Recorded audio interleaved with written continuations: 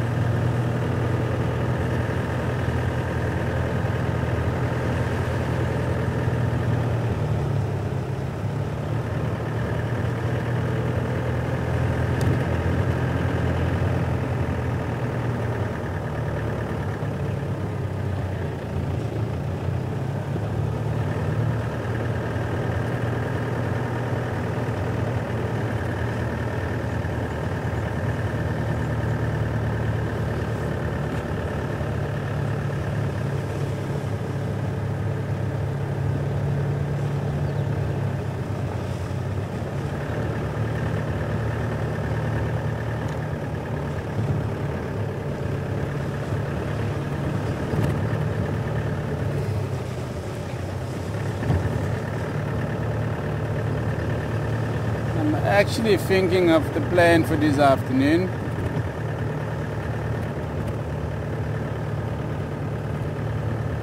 Where to start and what to look for.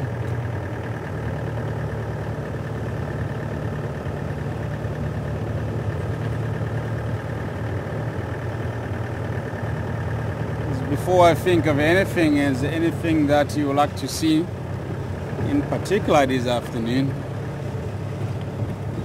Anywhere you would like me to go and have a look around?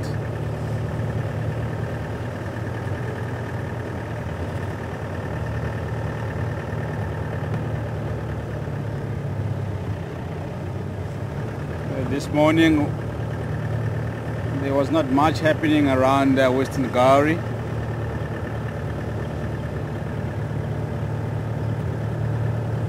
It's obviously from the rains that we had yesterday,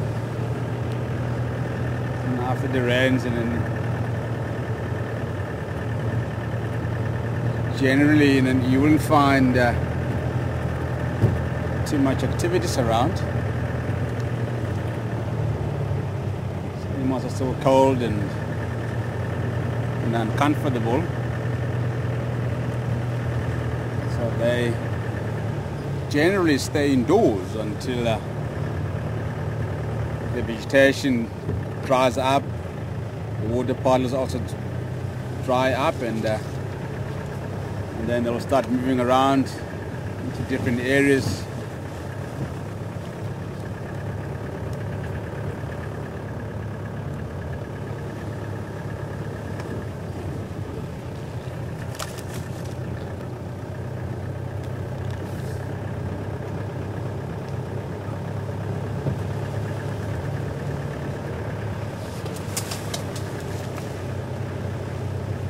Mark managed to find the crocodile at Chelapan.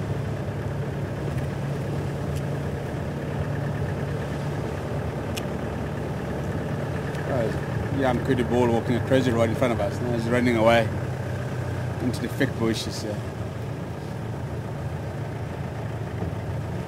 Kudu Balls are generally shy.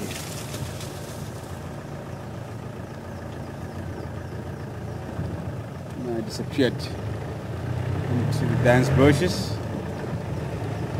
We're going to be moving on.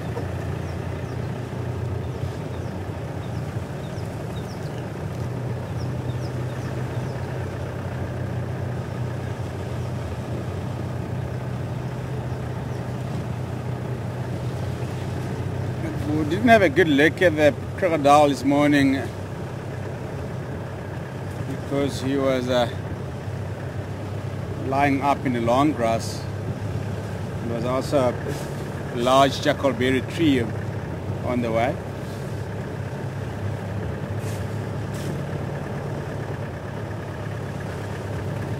So we will try and swing around that area a little bit later this afternoon. See if they will still be lying out of the water.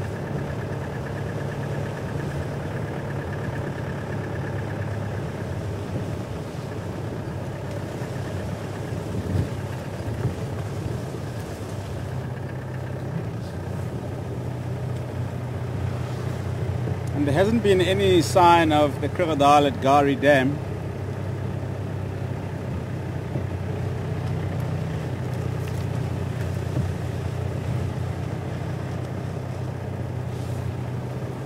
Yeah, if you remember,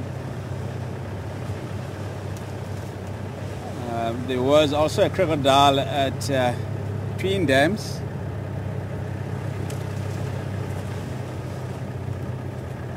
And we thought that the crocodile that was at Gari Dam was the same crocodile that was at Twin Dams. So I'm not too sure if the crocodile was seen at Chelapan this morning could be the same croc that was at Gari Dam.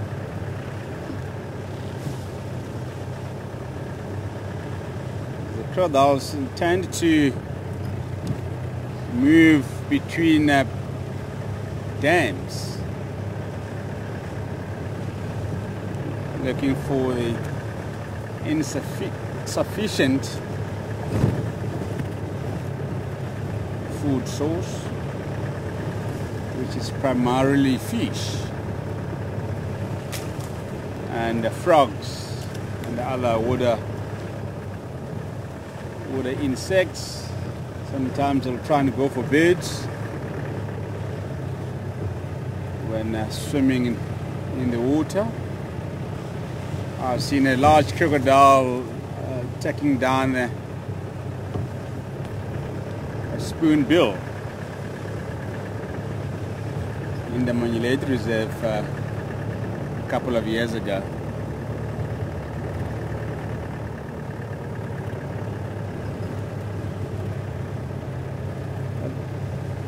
A large crocodile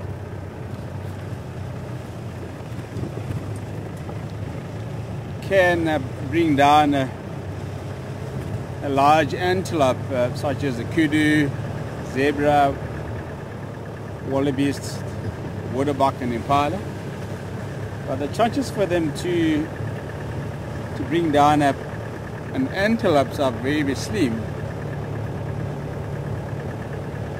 unless if the antelope can swim across the water, and that's a better opportunity for the crocodile to actually go for it. But drinking out of the shallow water, the chance for the crocodiles are very, very slim.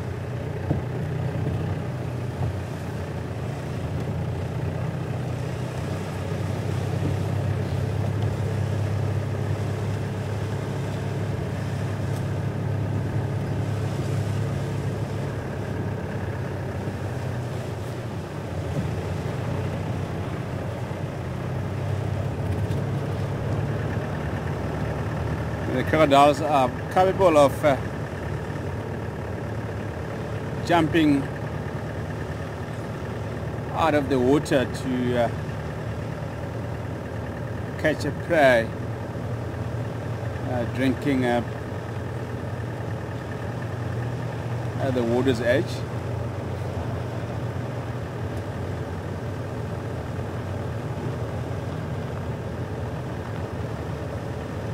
I've also witnessed a large crocodile and catching an impala while drinking water at the edge of the water. It was amazing to watch.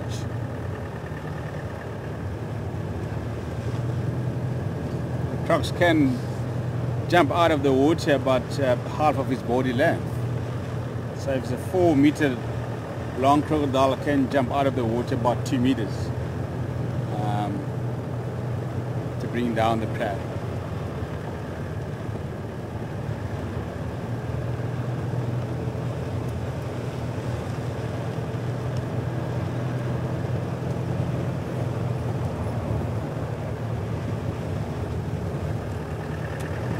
I've also seen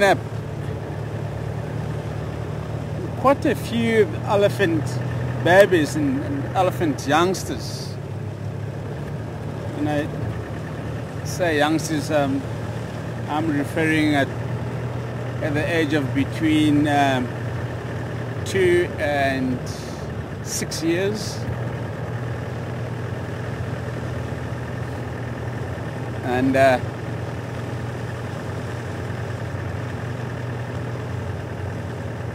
you'll see them with the tip of the trunk missing or the half of the trunk missing. Some couple of Dagga boys also working across the road in front of us down the drainage line. And it's more likely to be the crocodiles.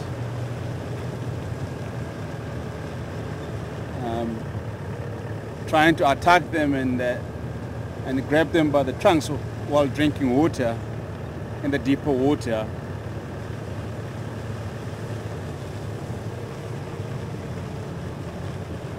And sometimes it's a sneeze. There's quite a few buffaloes here. It's actually a breeding head. And 2 years ago I've also seen the young elephant with half of the trunk missing.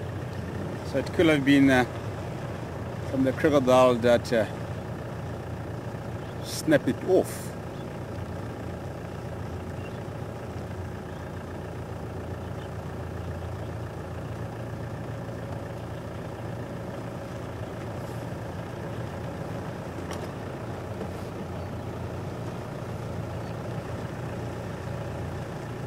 Good afternoon, buffaloes.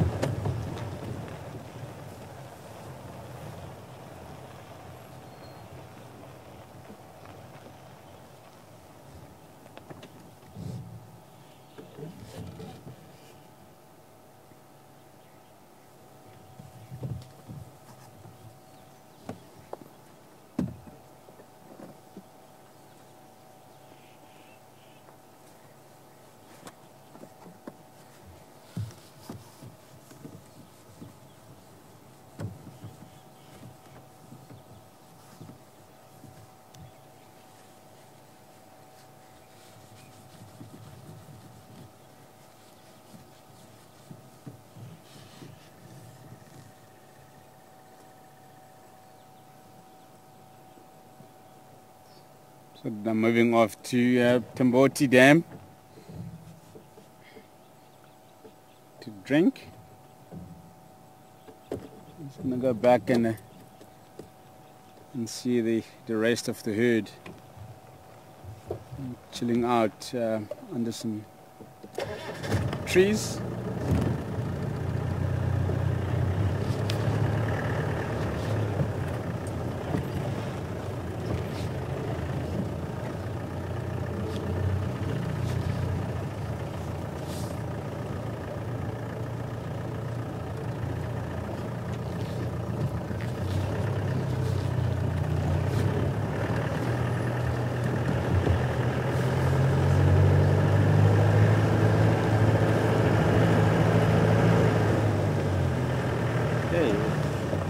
Sorry.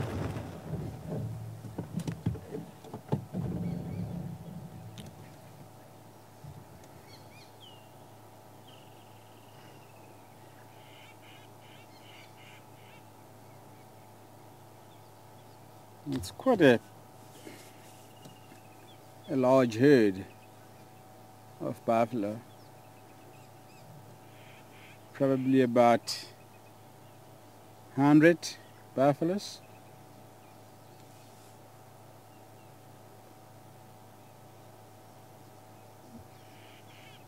I don't know when we last saw the large breeding herd of buffaloes in this part of the reserve. We haven't seen the large herd in a long time.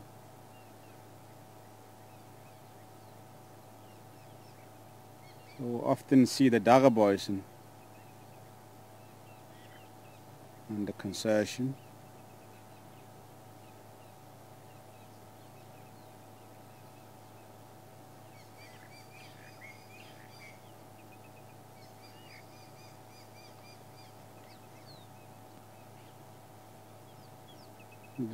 The large breeding herds of buffaloes tend to move around a lot.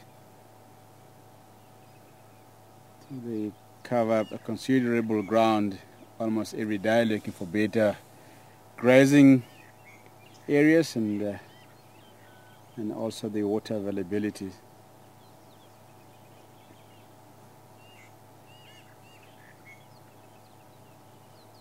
But in the dry season, they spent most of the time within Western Gowrie.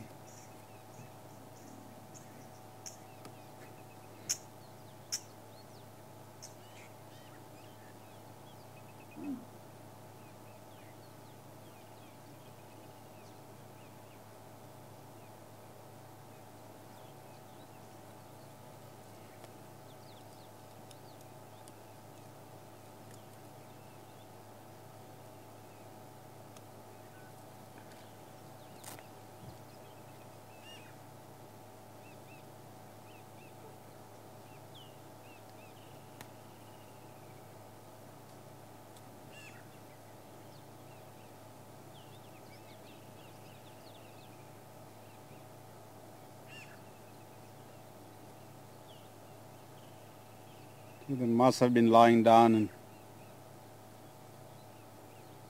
under the trees here during the course of the day, and they're slowly but surely getting active now.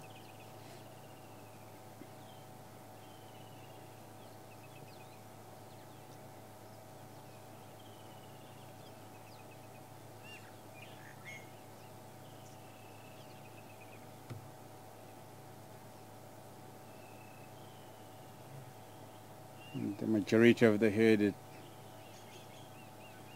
is busy feeding now. And some of the individuals are very curious and inquisitive towards us.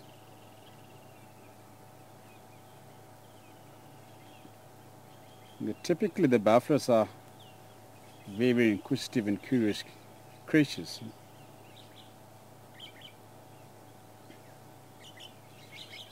And the reason why they are very inquisitive, it's because the eyesight isn't as great as the other animals.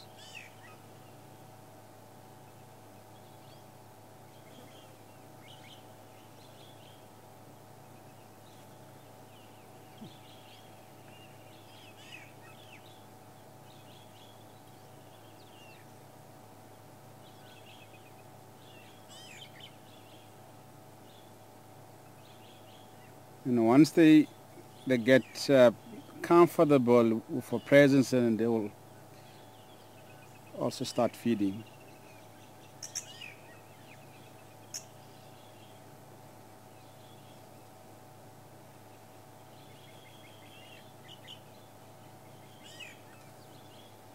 And lots of birds are following them.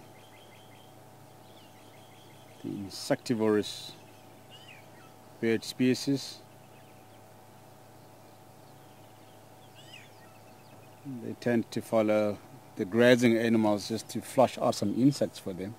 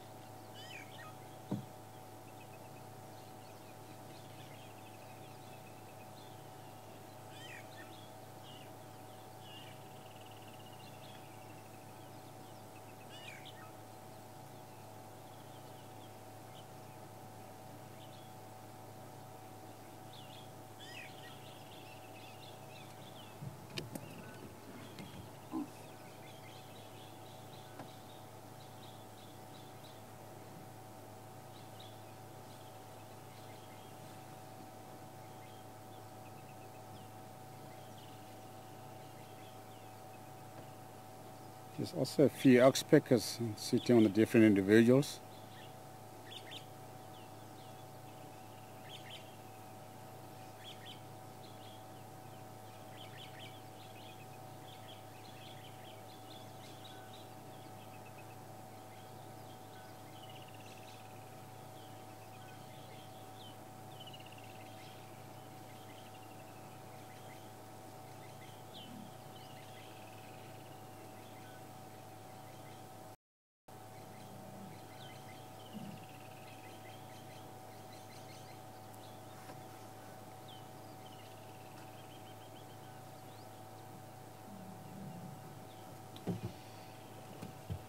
We're going to try and go around the other side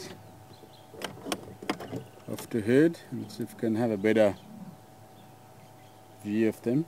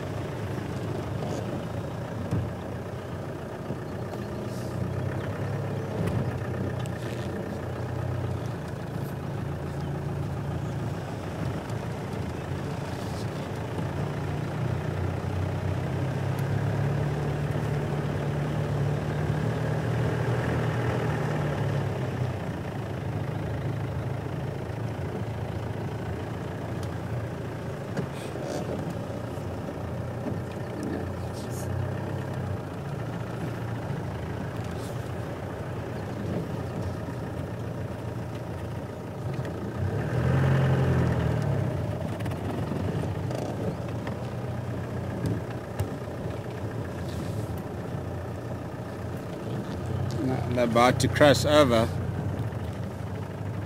the road.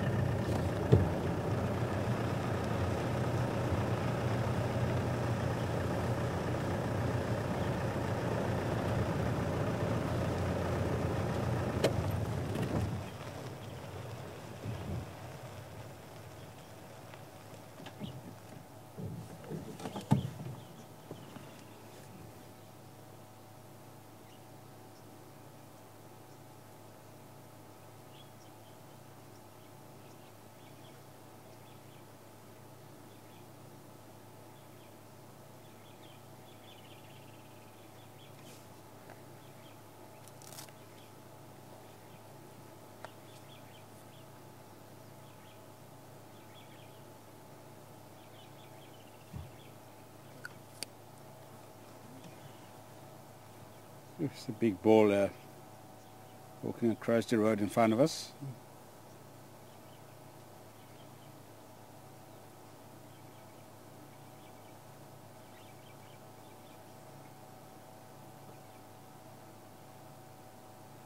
There are lots of teenagers and babies of of different edges in the bigger heads like this.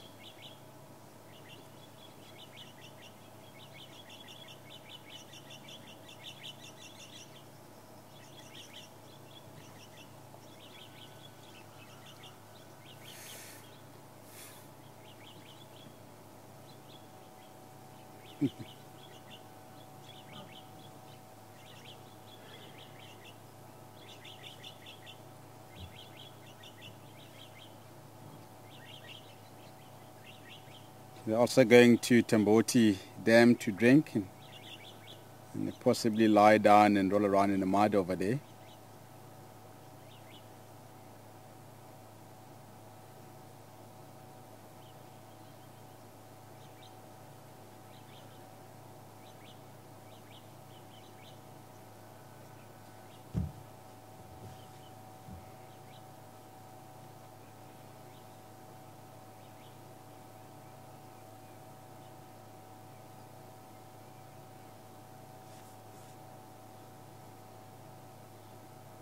And there come some more buffaloes, the two bulls.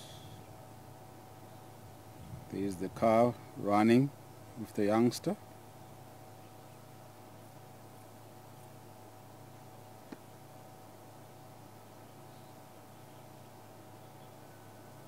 And the bull is staring at us now.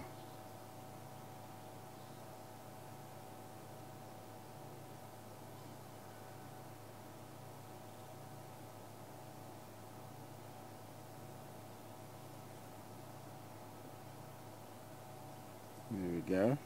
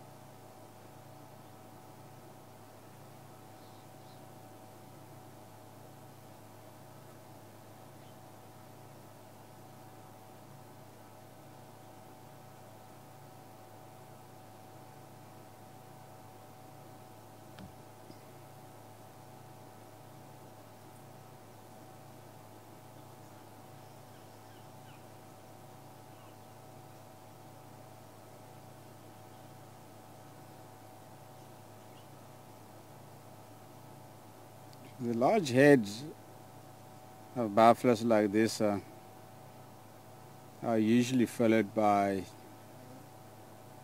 vicious flies.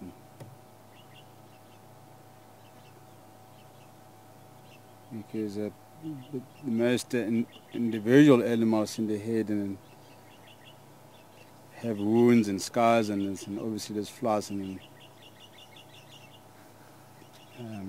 have something to eat.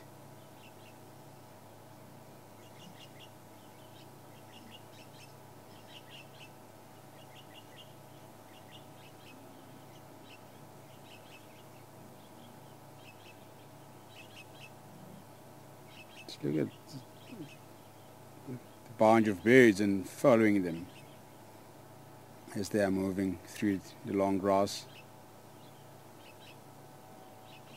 They're also nibbling on the flies that fly around the buffaloes and also the flies that they host.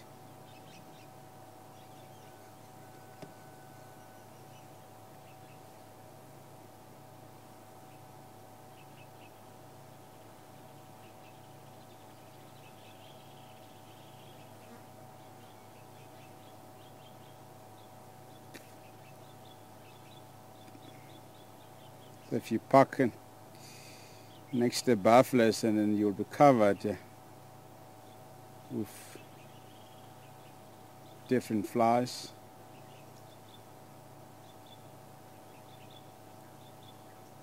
And some of them bite very, very viciously, as I said.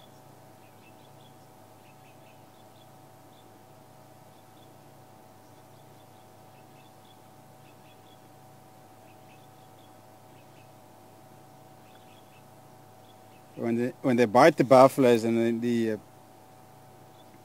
get extremely agitated. You sometimes see the buffaloes jumping up and down and shaking their bodies just trying to get rid of them. That's one of the reasons why the buffaloes tend to roll around in the mud or lie down in the shallow water during the day, just to protect the body from those irritating parasites.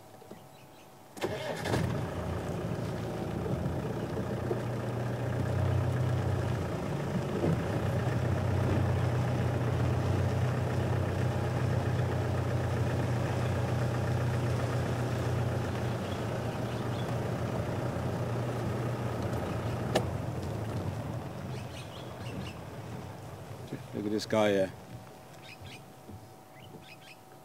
It's full of mud.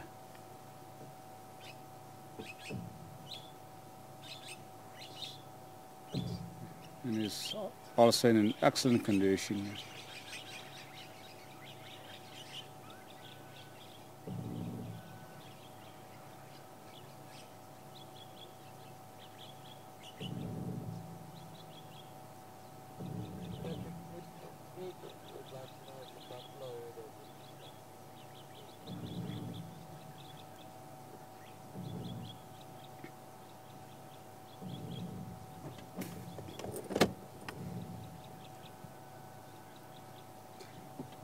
Hi Ed, good afternoon to you and welcome on board. And Ed is inquiring whether a large head of buffalo like this has a leader.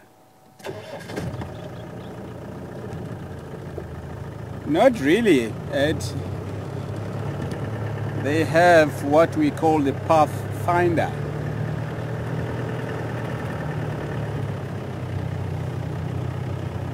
Some buffaloes are right next to the road. And just take a quick look at them before we move on. But there might be a few older and experienced individuals that will lead the herd to the better grazing areas, and obviously to the permanent water sources. So if you watch the large herd of buffaloes feeding like this, and then there will be a certain individuals or a small group of buffaloes that it's moving the other direction, and the other individuals also moving the separate ways. So they're basically spread around.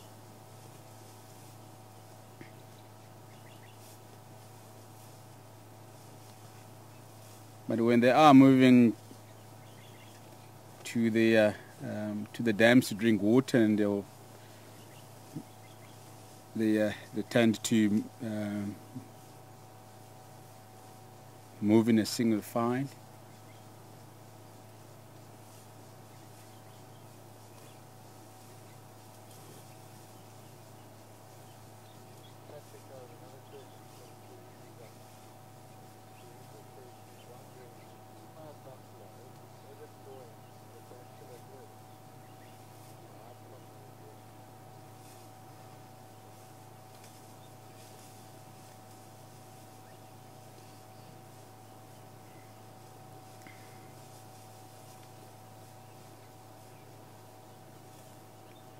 Teresa, afternoon to you. I haven't heard from you for a long time, so it's nice to hear from you, Teresa. And Teresa is also inquiring if the female buffalo will join the bachelor herd. to stay away from the aggressive bulls.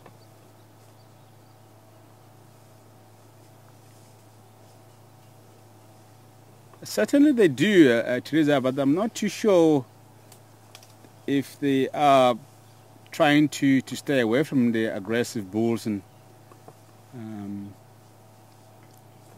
within the herd. But I've seen the older buffalo cows associating with the bachelor group, and that's obviously a good opportunity for the bachelor group to mate with that particular female for that period of time.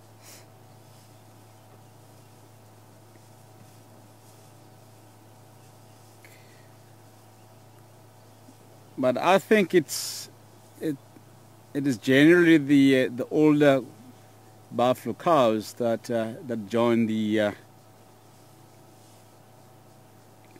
bachelor group,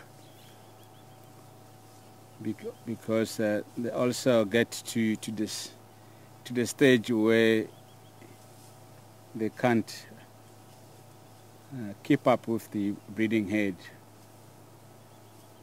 as they move from one area to another almost every day, covering large grounds for better food source.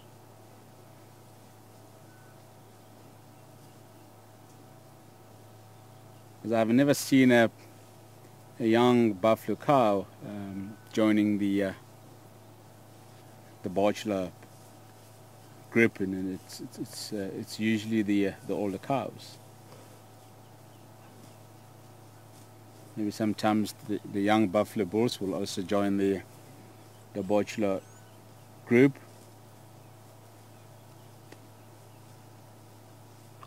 And it usually happens when the breeding herd is passing through the area where there's an older bulls and all the females, and as well as the younger bulls, decides to hang back with the bachelor group, because they will eventually go back to the breeding herd.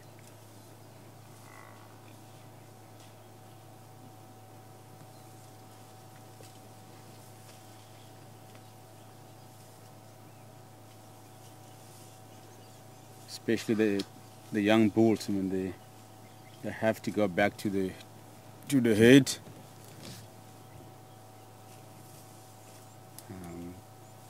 to fight for the mating rights of the other bulls and get an opportunity to mate before they retire and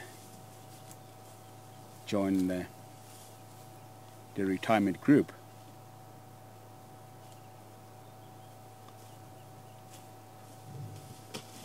So every animal tries to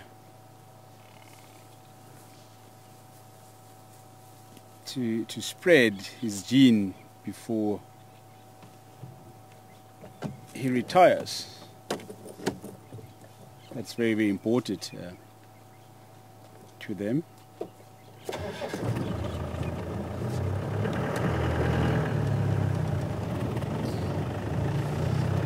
Nice buffalo, but unfortunately they are moving back to the north into Belsoek.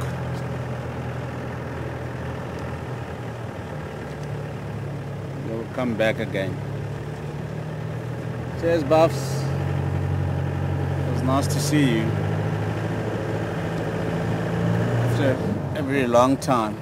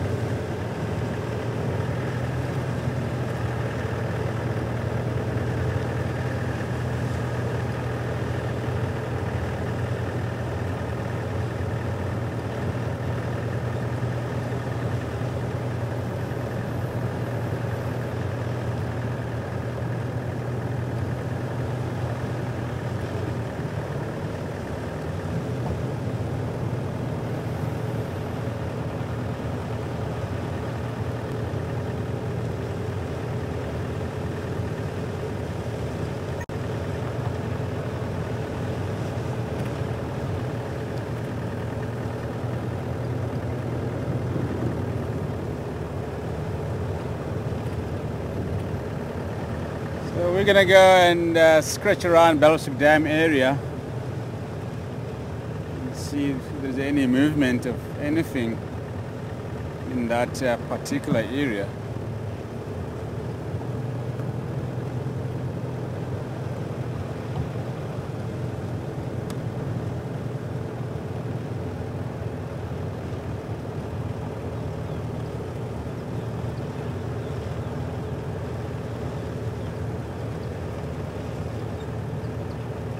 We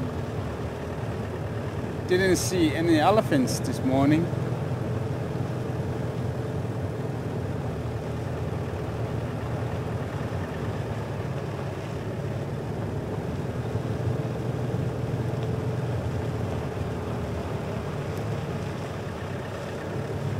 They must have been hiding in the thicker bushes and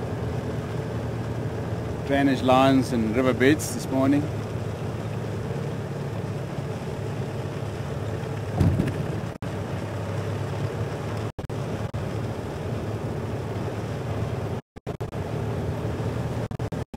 Might pick up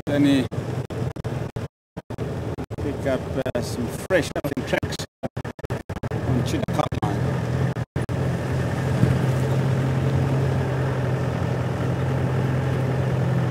There's lots of elephant activities along Chillicothe line at the moment.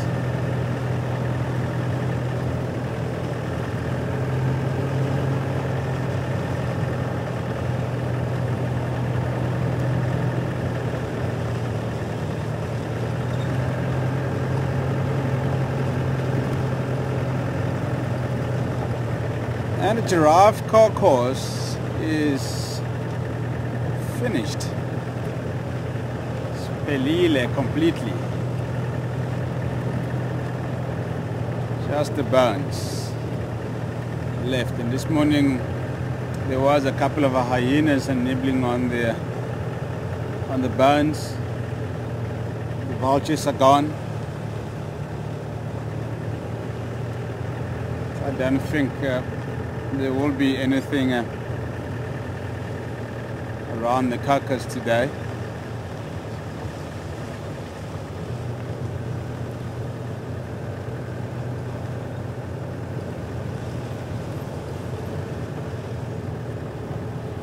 Just to keep everyone updated about Induna's movement. Yesterday, and he was seen east of Galaga camp.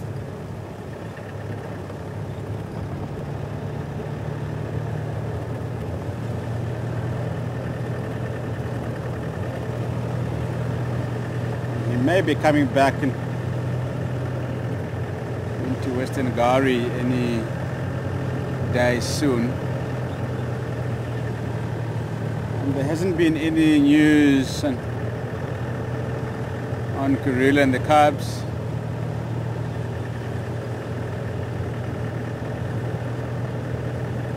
And the last time I heard about Karula was also by Galaga camp, relatively close to Sydney's dam area. So she may still be in Belfast.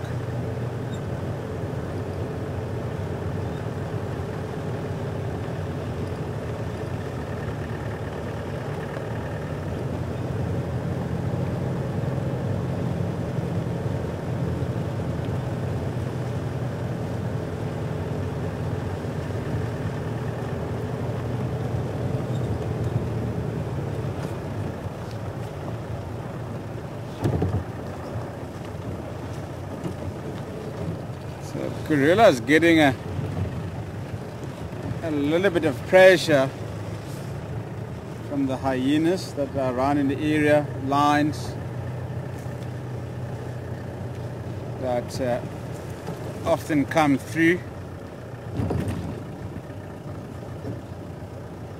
So it's not like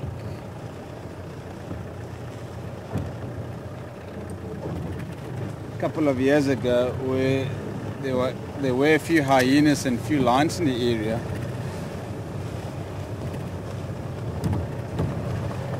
for the past few months, and I've been seeing lots of hyenas activities in many different parts of the concession.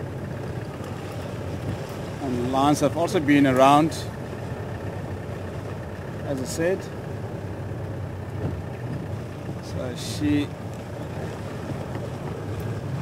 doesn't think that the cubs are safe enough on Western Karoo. Bingo, elephant swimming at Belsuk Dam. Fabulous. Jumbo. No, don't move out of the water, Mr. Jumbo. We desperately want to see you swimming and splashing in the water there. No, it's moving out of the water, unfortunately.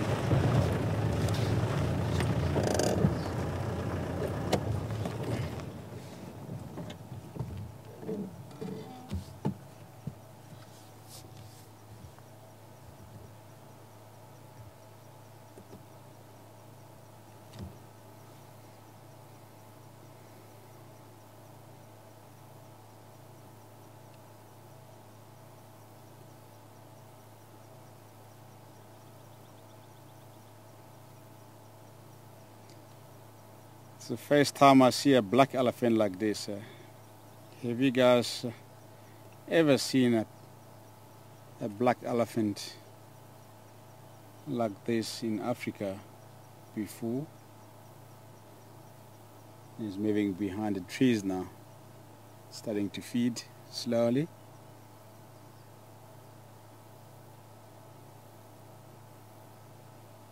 So he has had enough with swimming and by himself.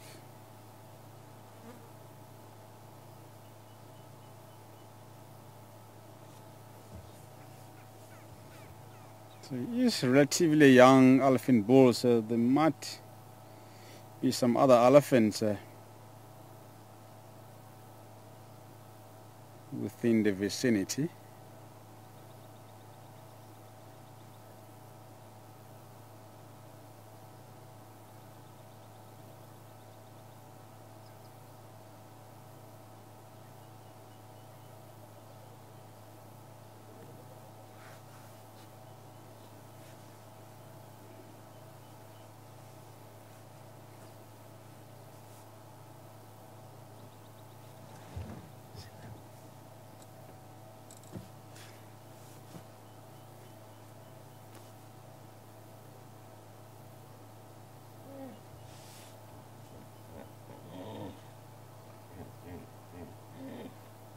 It's a hippo snorting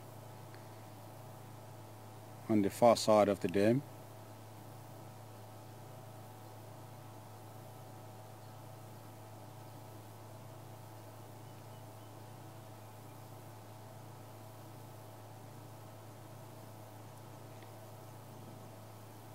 Let's try to go around the other side of the dam so we might have a decent view of the hippos and the elephant on the other side of the Belsuk Dam.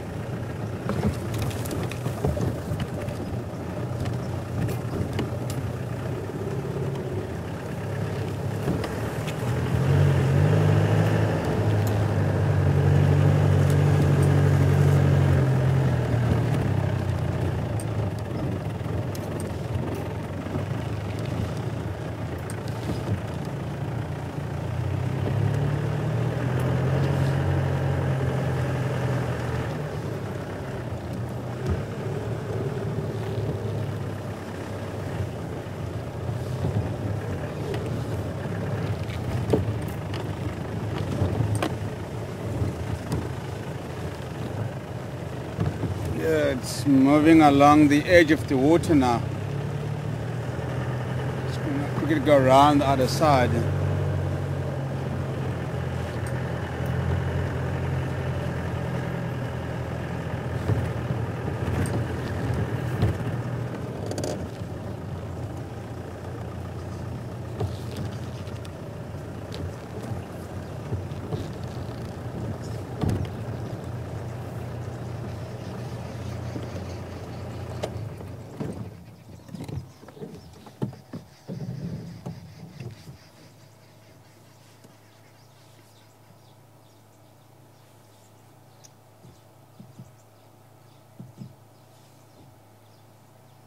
There he goes. So it's also moving east in the general direction of Cheetah Cut Line. So there aren't many marula trees around the dam here. There's lots of acacia trees and other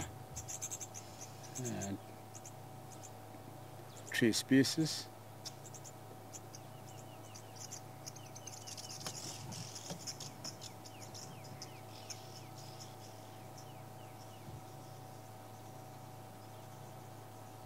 He's currently feeding on the grass and the leaves of the other trees.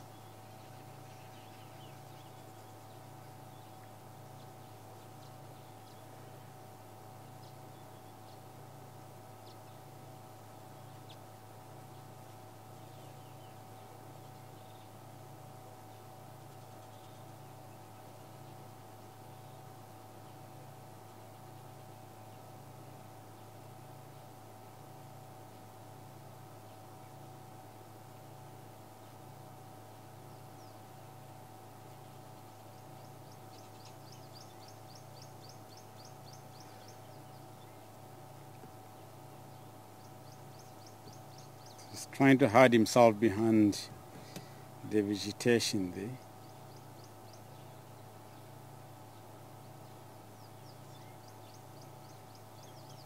I don't think he's doing it intentionally.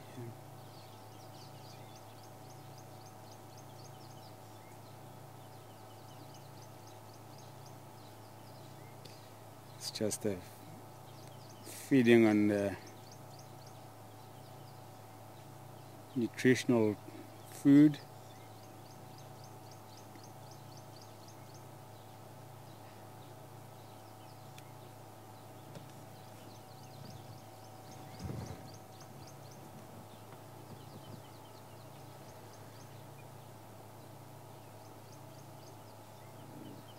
The hippos are coming closer to us, and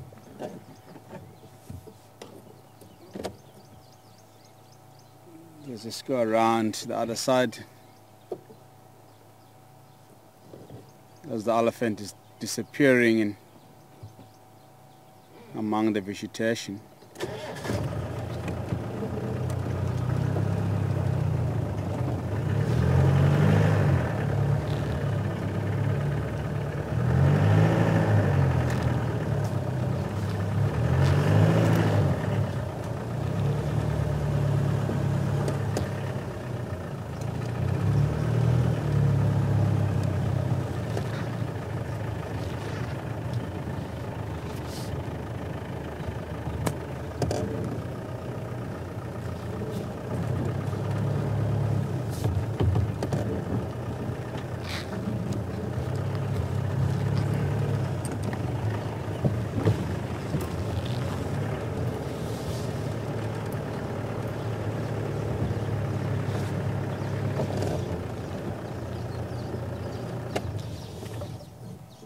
The Hippopotamus amphibius. It's just the three of them.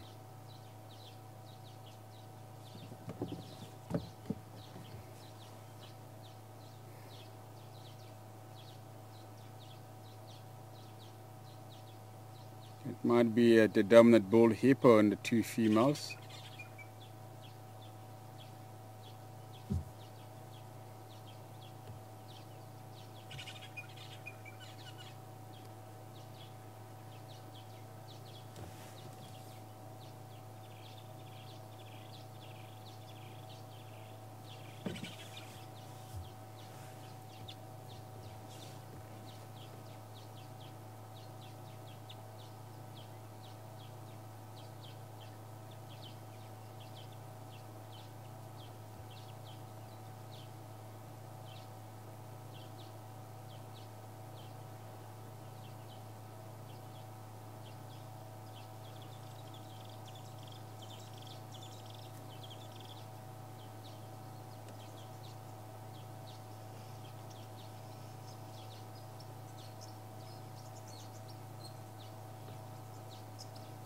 The hippos are very, very territorial animals.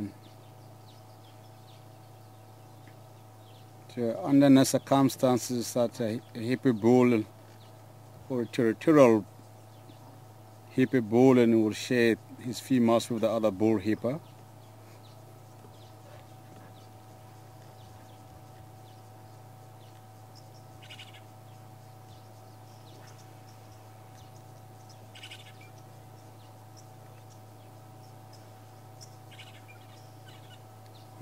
And they also don't allow their own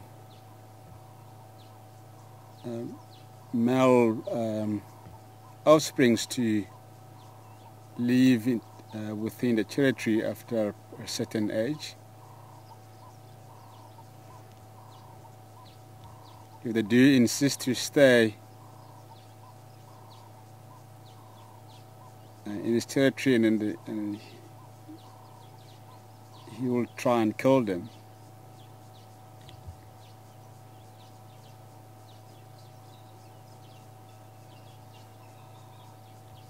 So they often kill each other in a territorial fighting.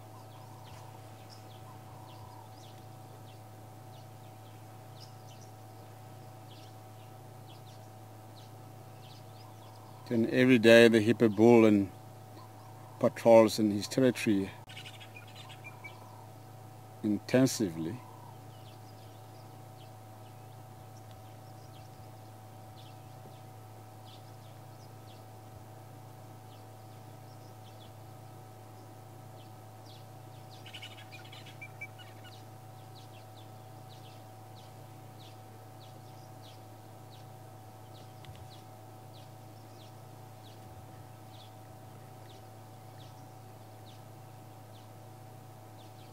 They also mark the territory and around the edge of the water, and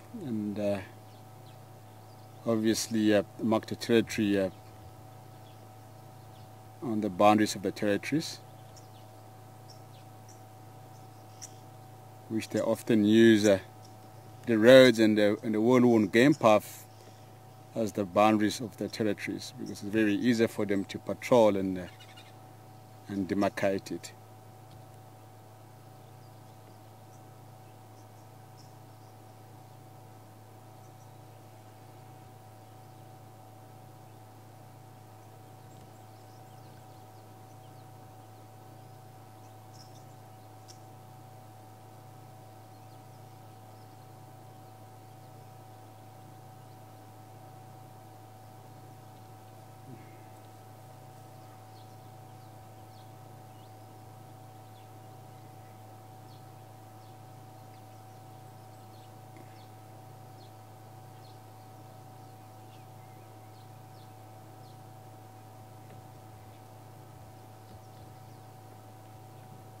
So they look very docile when they are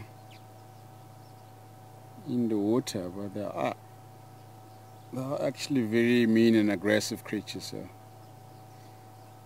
they kill lots of people every year.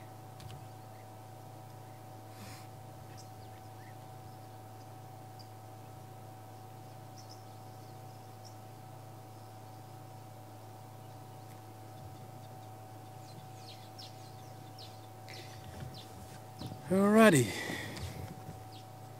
They're not doing much, and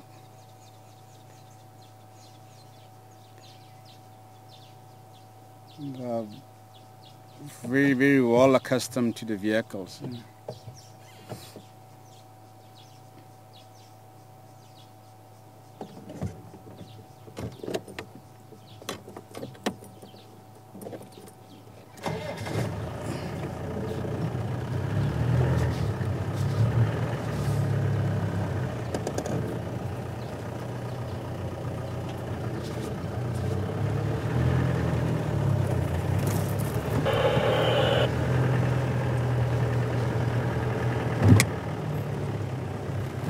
Jima Stashi Maba.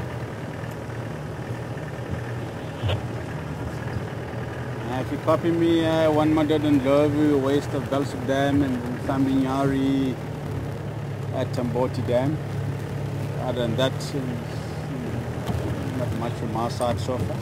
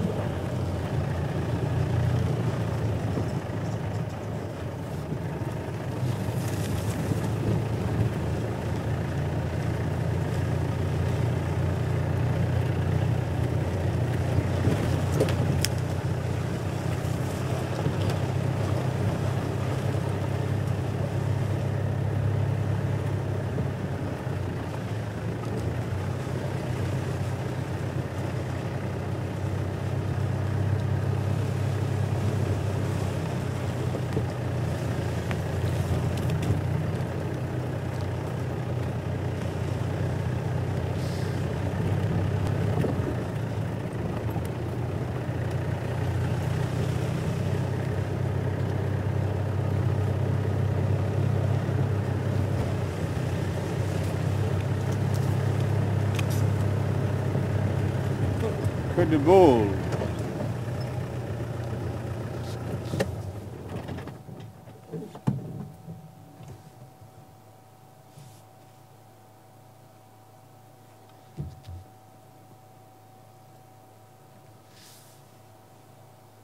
It's running away. It's one bull at the back there. It's quite a few bulls actually. It's more than two, more than three, possibly.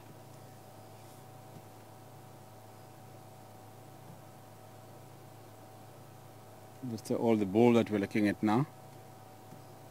Just look at the size and the twist on his horns.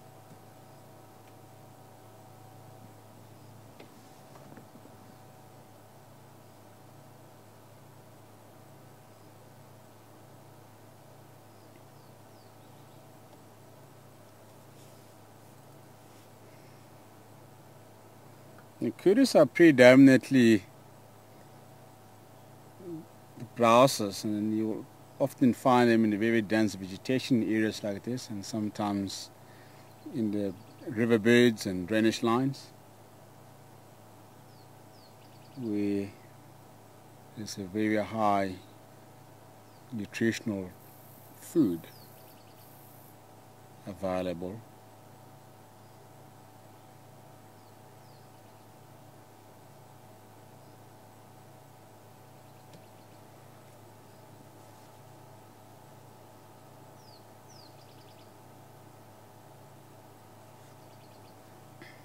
They also eat shrubs that pop out during the raining season, and the other smaller plants.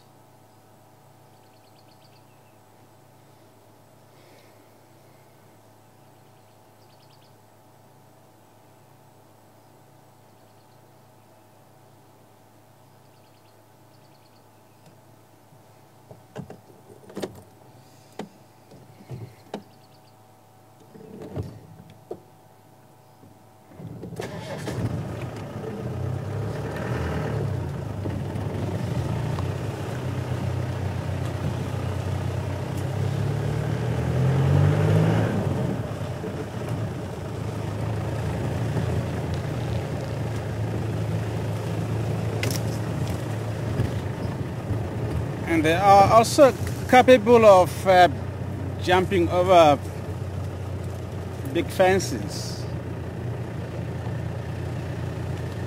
when there's a lack of food available in the area.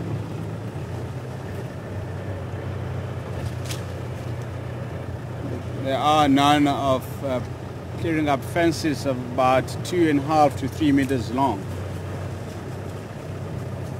from a standing position.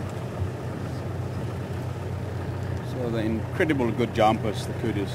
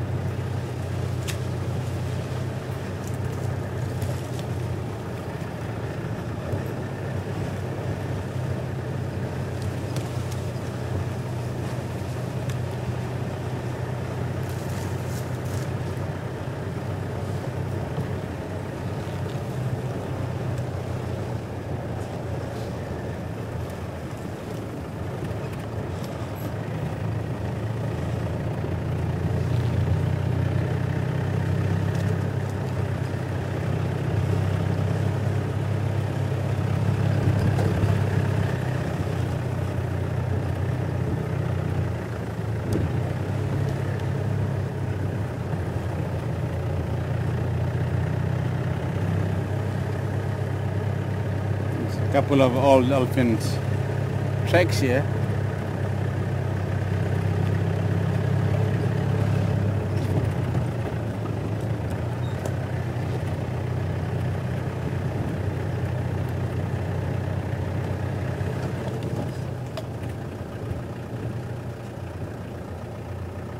Ooh.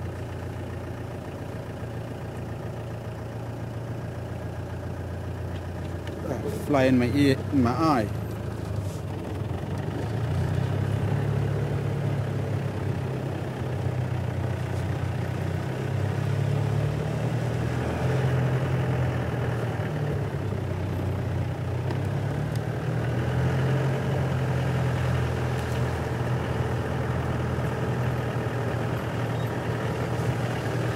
My eyes are itchy now.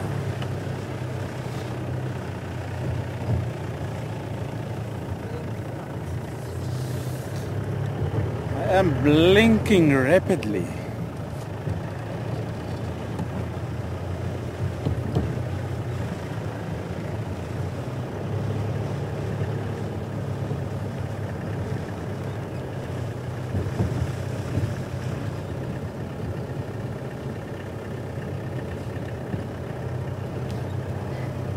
So I will have worn my big goggles like traffic lights, yeah? Quite a pair on, but massive goggles.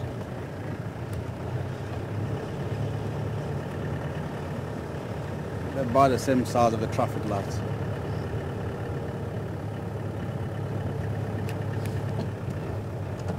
Yeah, another cutie female, all sported kit.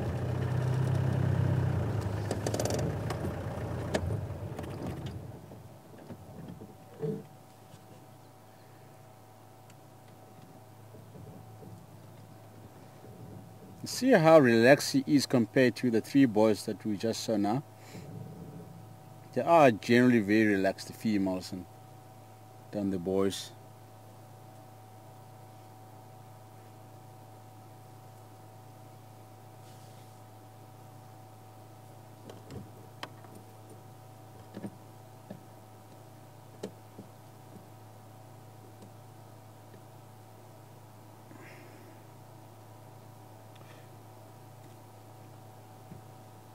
It's also moving deep into the bushes now.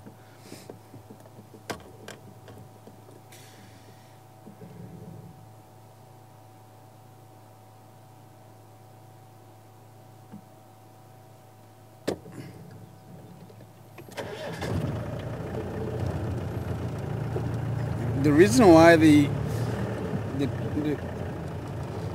female kudus are a lot more relaxed to the vehicles than the bulls is. It's because of the babies. They are very protective to the baby, so they cannot just run away from the babies, or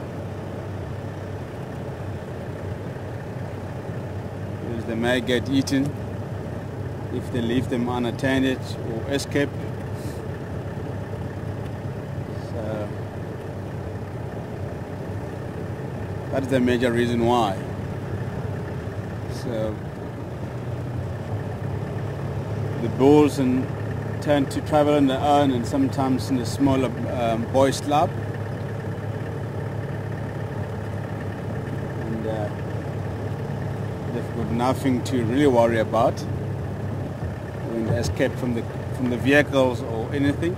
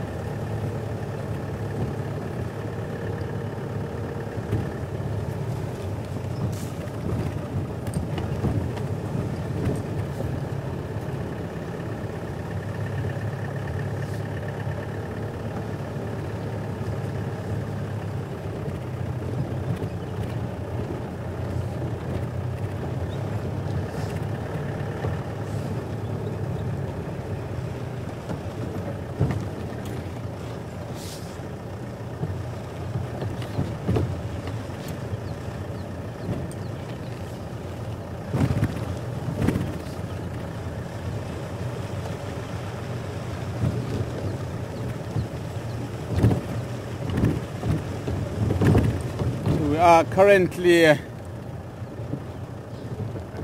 heading west towards Nyala Road South.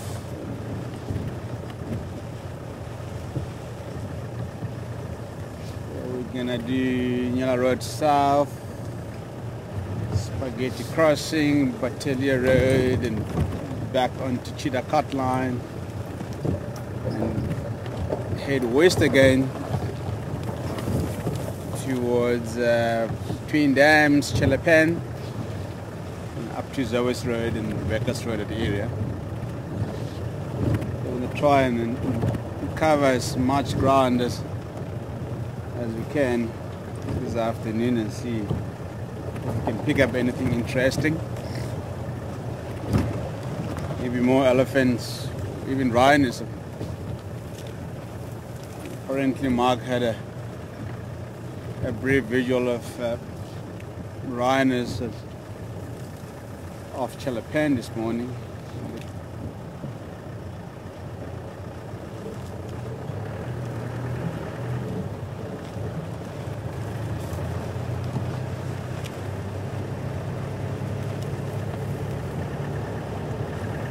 The leopard will be nice.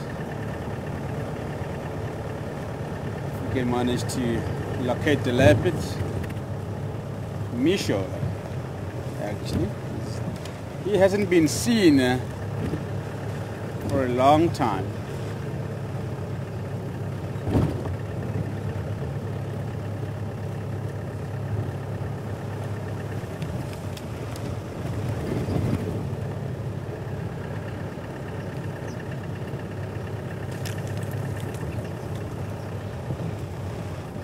Misho, Mafufinyan, Yambili Udon, and Mvula.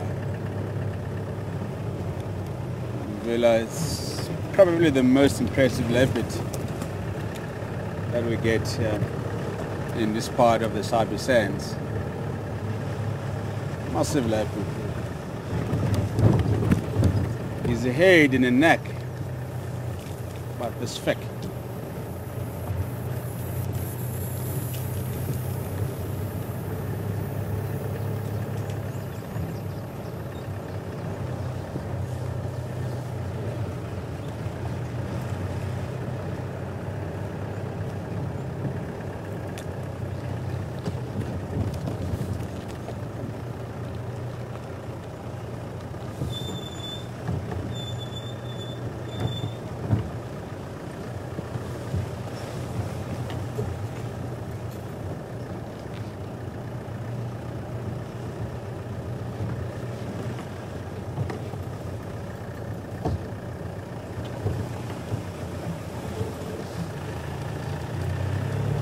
If you compare Mvula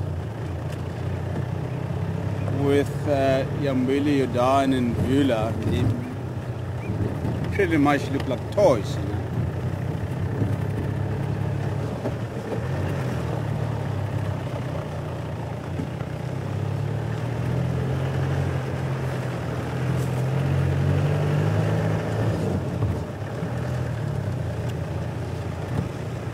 The skin under his neck, and he's got a huge flap here. His skin is overhanging like a beard. He's a really big boy, and he's obviously older than the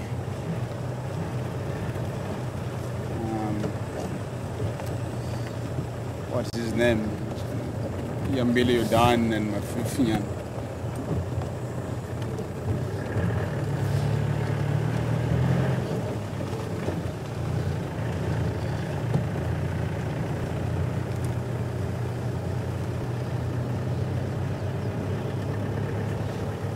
Yeah, the babblers calling in the riverbed.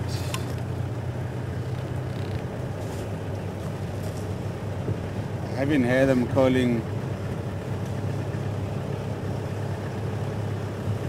for weeks. It's like about father's birds. The women's chattering.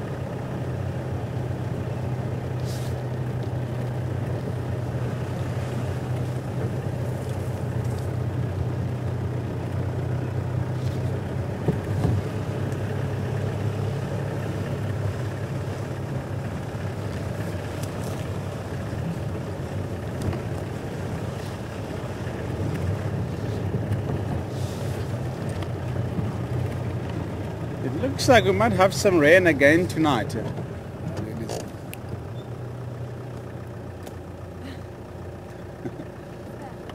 There, yeah. Oh, here we go. It's gone again.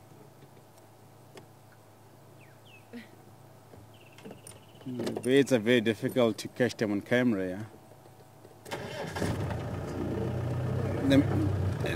A black-headed oriole. So the moment you stop and turn around to take a look at it, and then it flies off. Doesn't give you enough time to do whatever you want to do.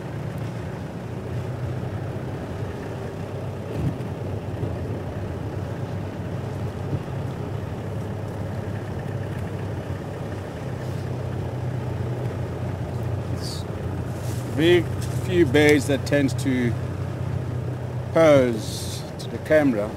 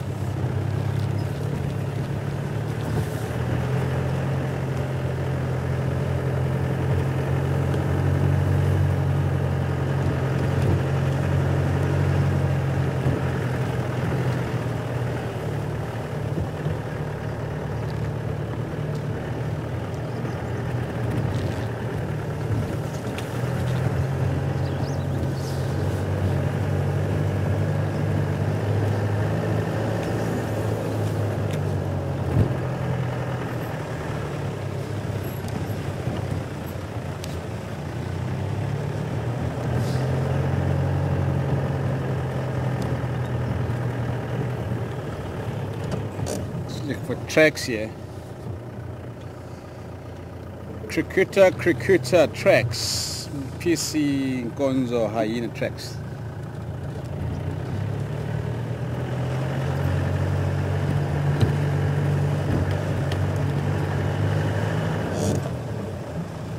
Last year they were denning just somewhere here in the drainage line here to our right.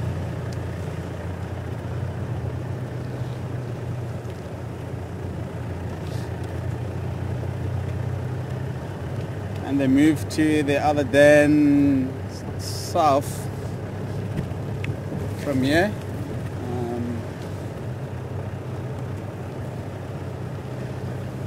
And they moved back to the den side of Zoe's Road. So we don't know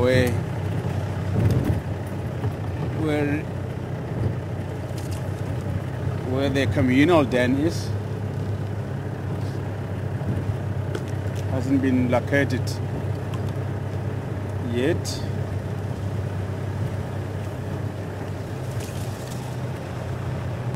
And again, we haven't seen a floppy ear, the matriarch of our resident clan of hyenas since last year. The last time I saw a floppy ear was heavily pregnant and obviously due to give birth. And she was Edgari Dam with the other young hyena drinking there.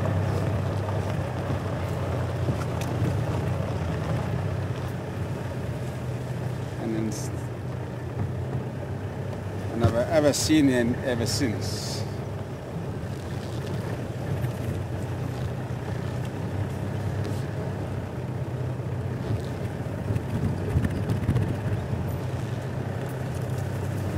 She's around,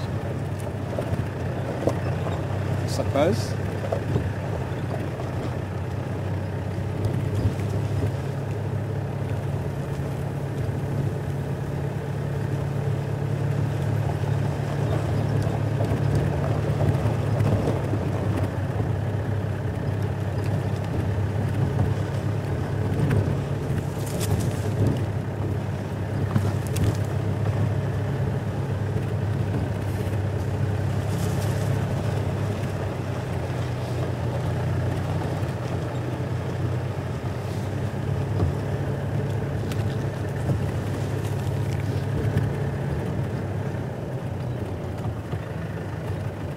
More hyena tracks are moving up and down here.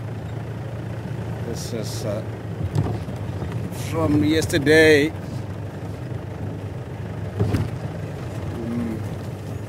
Before the rain.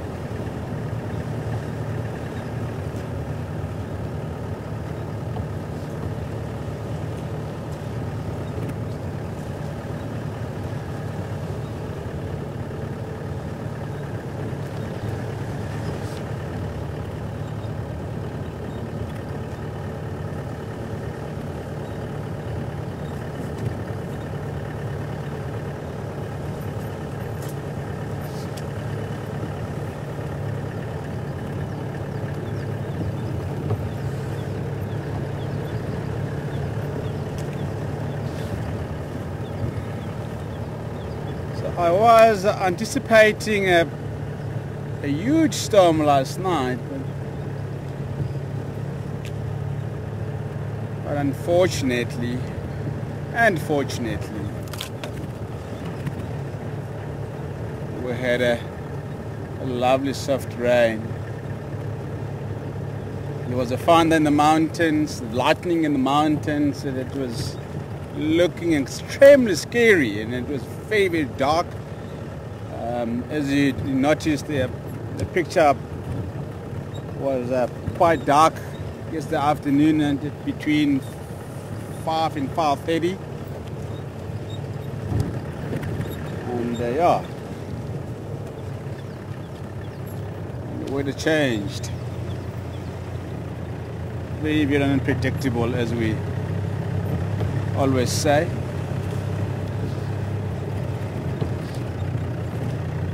So spring is around the corner. Where we now, we're 24th of February. March, April will will possibly be the end of the raining season.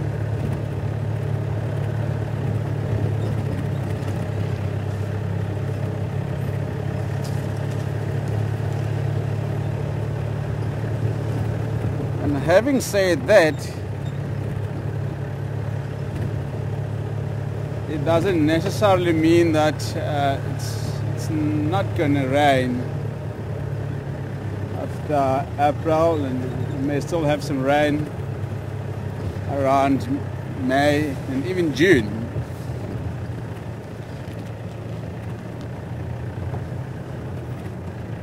And 2 years ago, and we have had some rain between autumn and winter.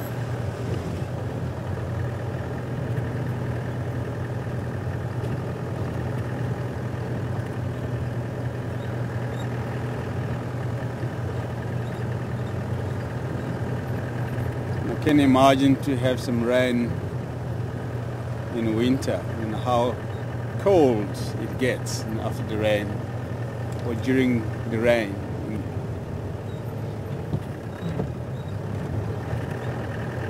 You freeze. Right living in England. In England, huh? That's cold. That's very cold. Freezing cold.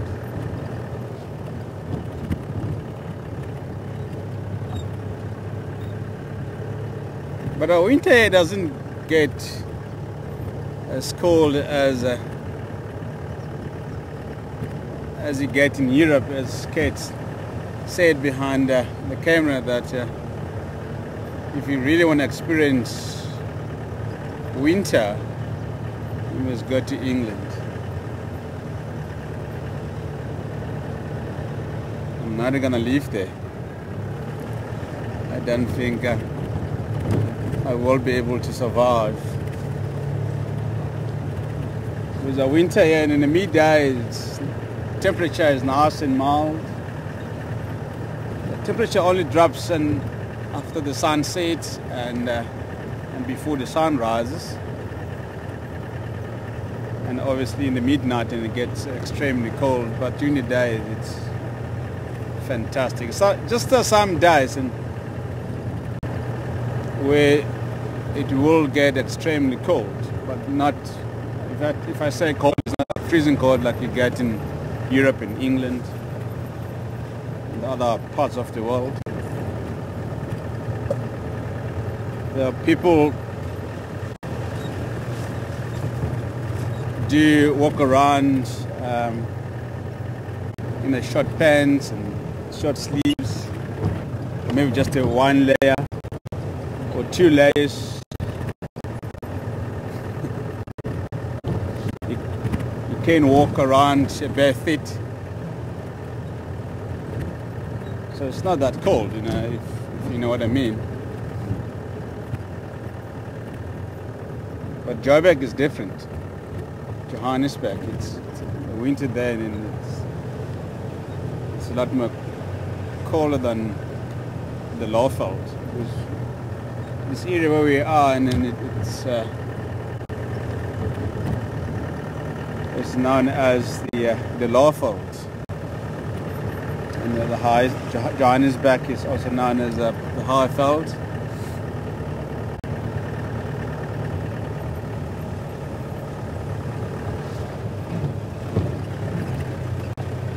We are sitting low and they're sitting high up there. And again, it is something to do about the low and the high rainfall.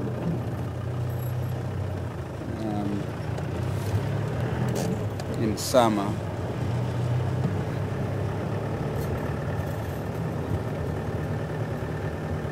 So Johannesburg, or basically from the mountains, from the west of the mountains in the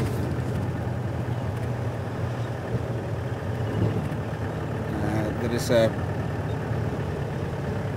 very, very high rainfall, and from the mountains to the Kruger,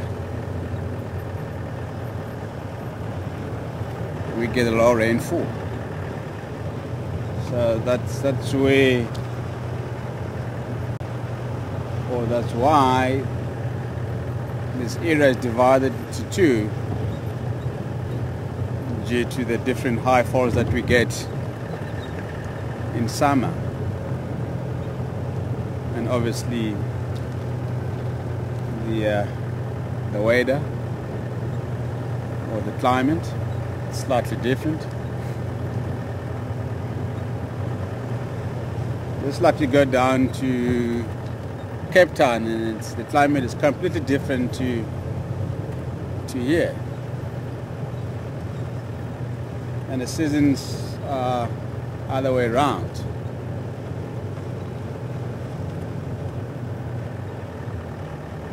So when it's nice and green up here, it's dry and grey down in Cape Town.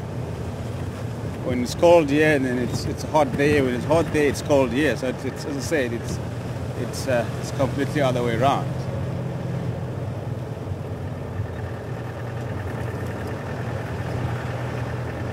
So Cape Town has a Mediterranean climate.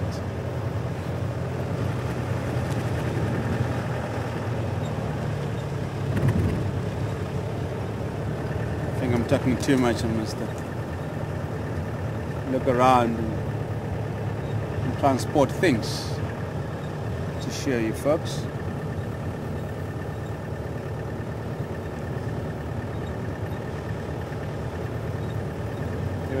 When you're talking and driving, and you can hardly spot things, but I rely on Kat behind the camera.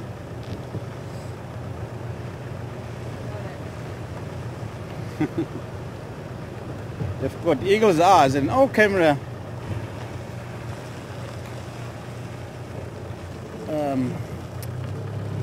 what's the word, man? All our camera people have eagle's eyes.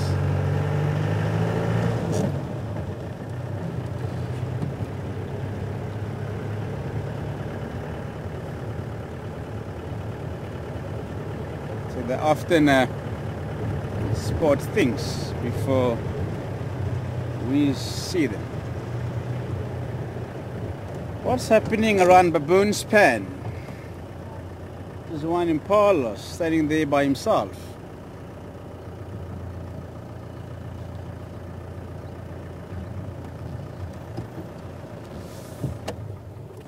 One McDonald's of the bush.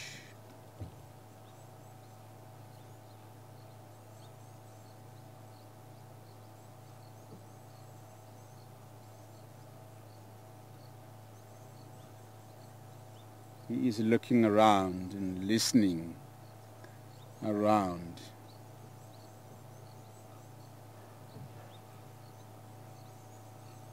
So he's like stuck in the middle of nowhere.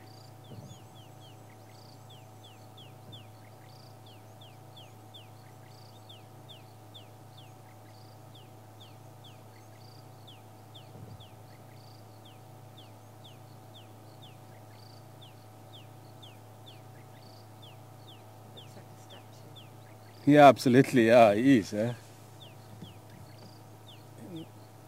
Kat says it, and he looks like a statue.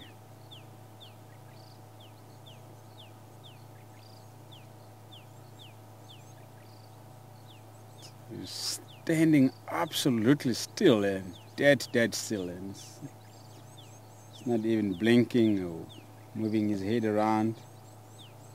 The tail is also sitting dead still. And he's not looking at us, he's looking at something on that side of the road.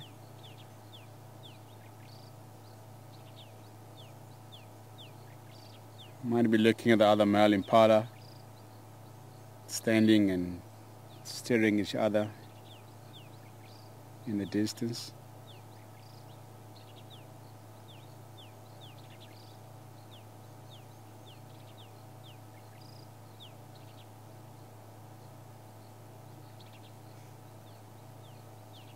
Perhaps a predator walked past here earlier. Who knows? So he's trying to make sure the predator is moving away from him.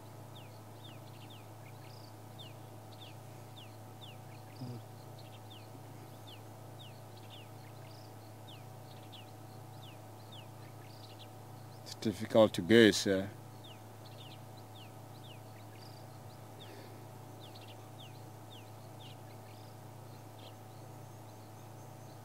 There we go, starting to feed now. And we should also start moving on. I think it's gonna rain. Yeah, it might. Okay, just saying that it's gonna rain.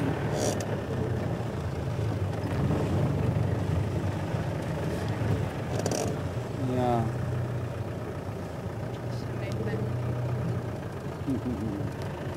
I bet. Okay, cool. Go for it.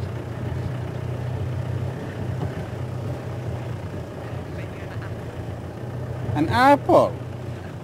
An apple. I don't want an apple. You love apples. Yes.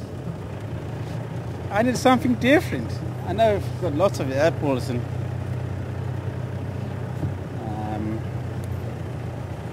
at the camp. I need something else.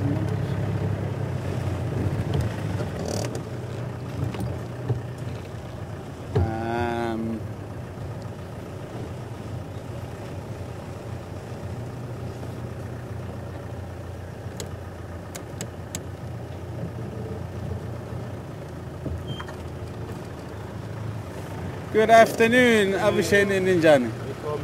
Go on, man. Celebrate. Oh, yeah, okay.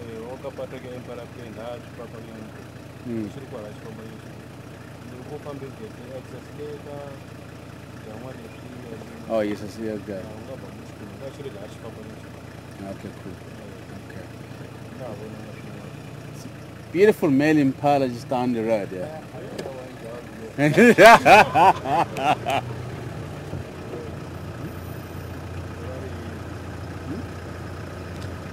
didn't pick up part.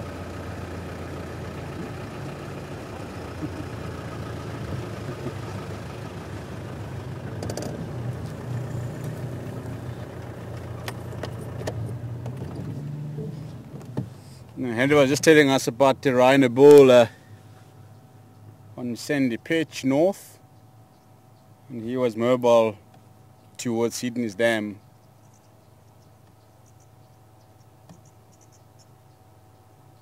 So I'm sure by the time we get there, we'll already be in Belfstuk. We were too far down in the south and it's far up in the north.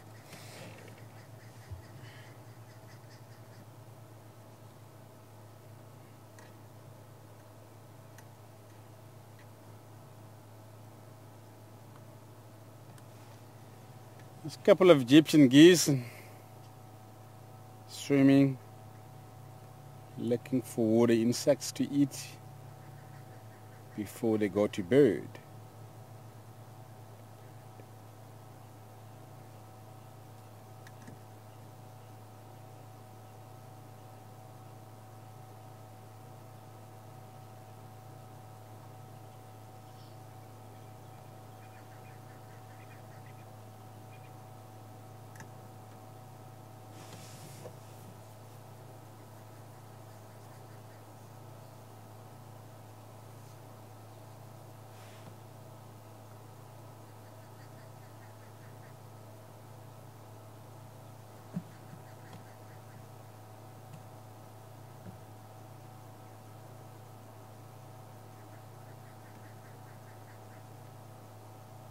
And most of the Egyptian geese had chicks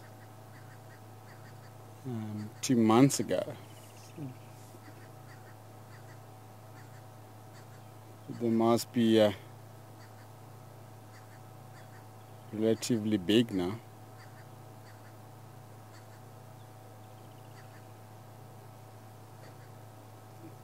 There was a couple and the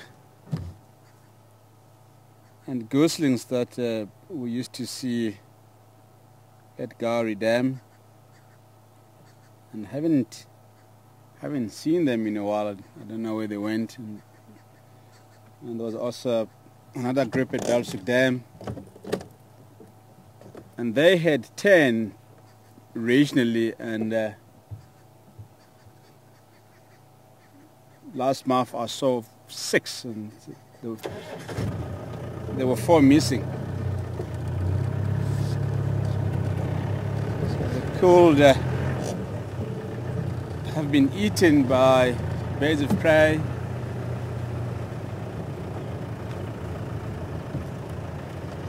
or fall prey to the crocs, which is also very, very possible.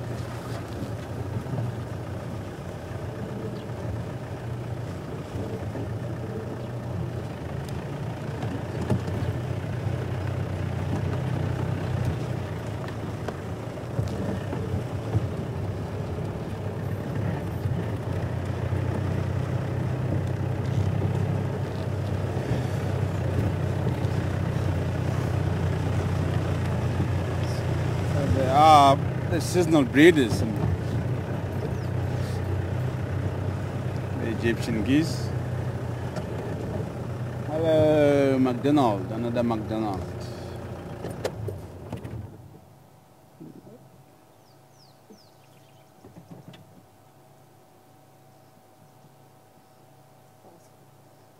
Yeah, it's too fast.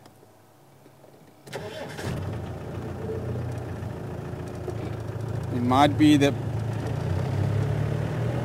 friend of the other male impala that we saw by Baboon Span.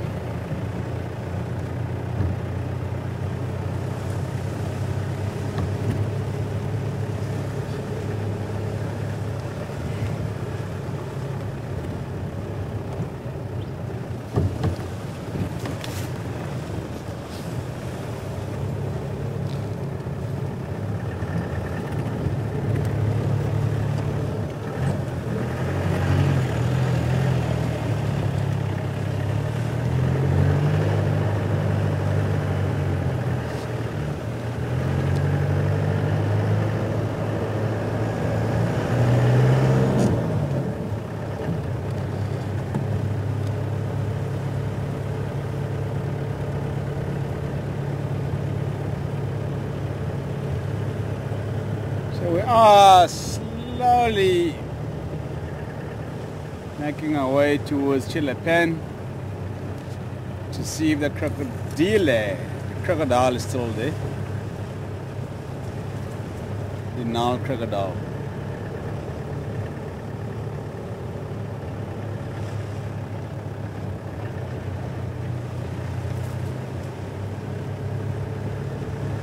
The largest reptile in Africa.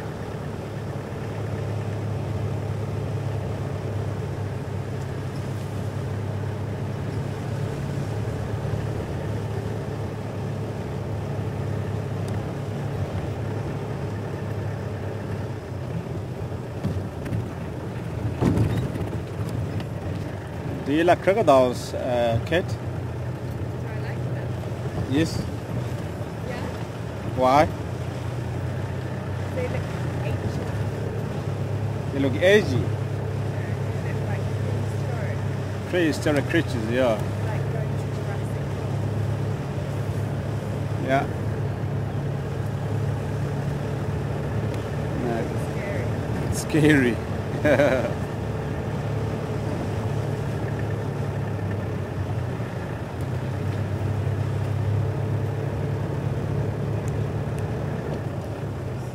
Mangoes.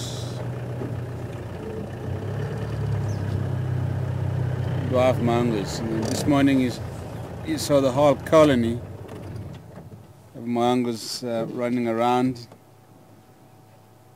on the road.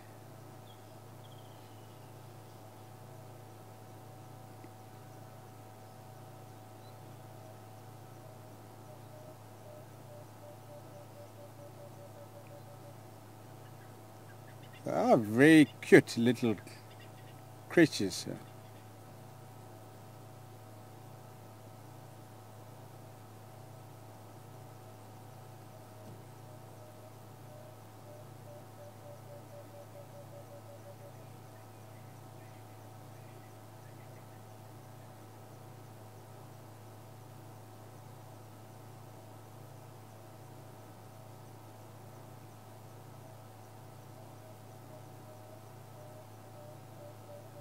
See how vigilant they are.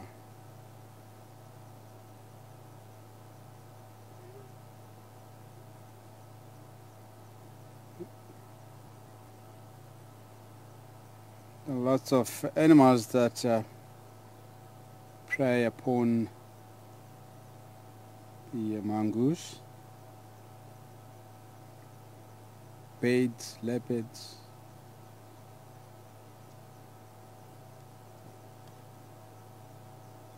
And the other smaller carnivores.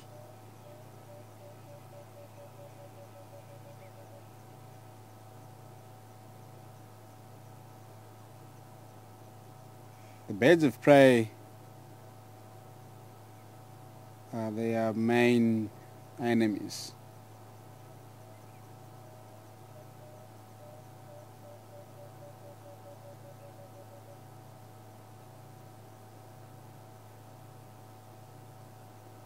Especially the martial eagles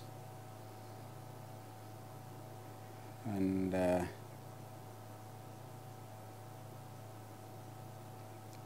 tawny eagles.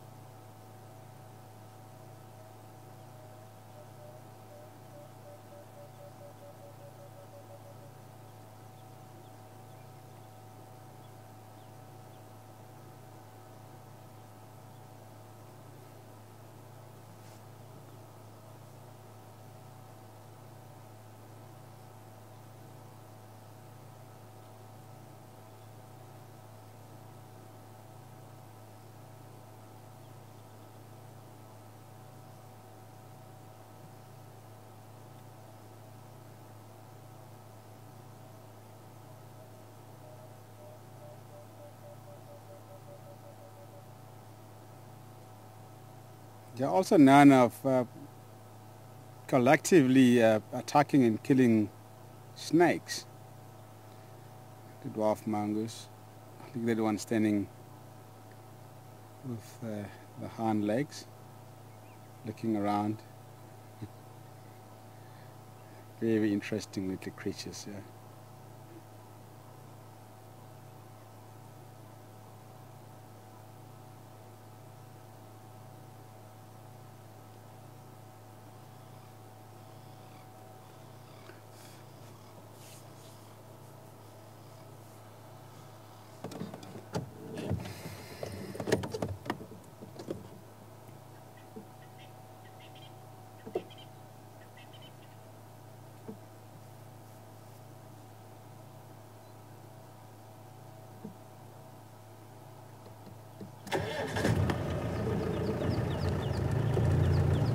Okay, let's go and find the crocodile.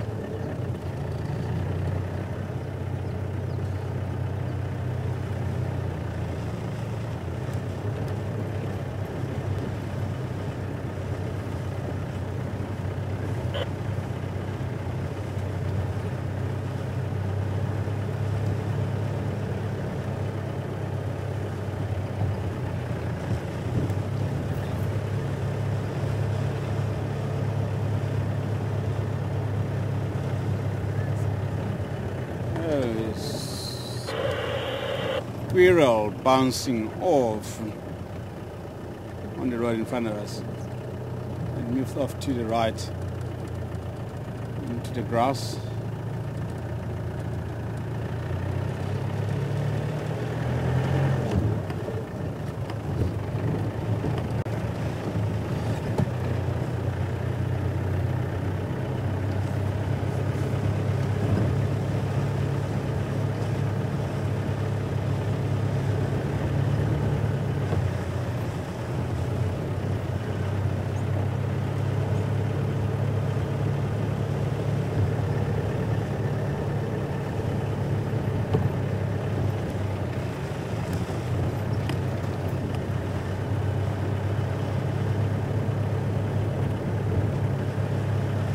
Whittle and the piglets. Please stay there, please stay there, I beg you.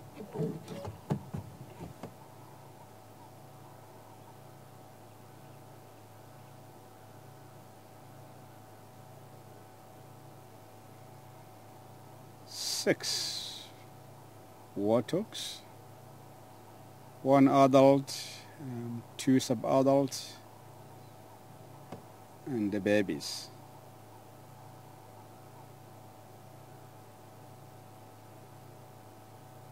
So they're coming out of the long grass to take a good look at us. So this is like who's watching who. There we go, they're taking off now. Look at the little tails. I like that when they're riding with the little tails up.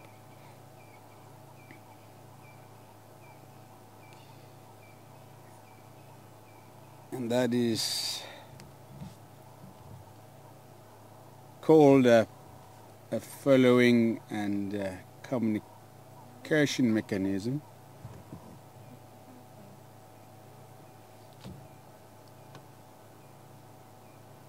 See the white dogs running the distance.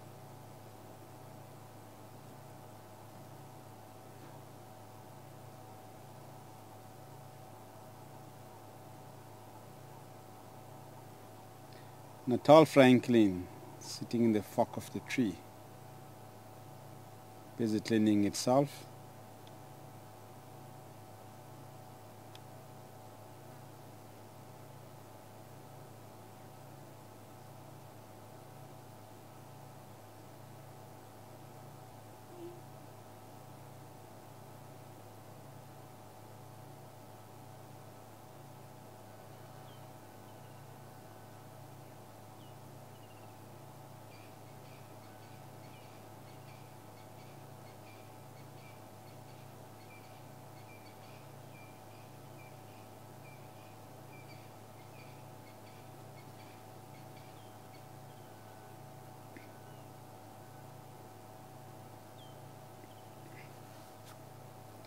A little wild chicken.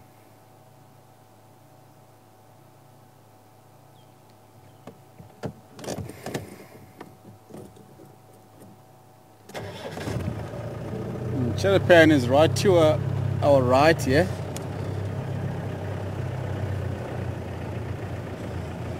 So we're gonna go around and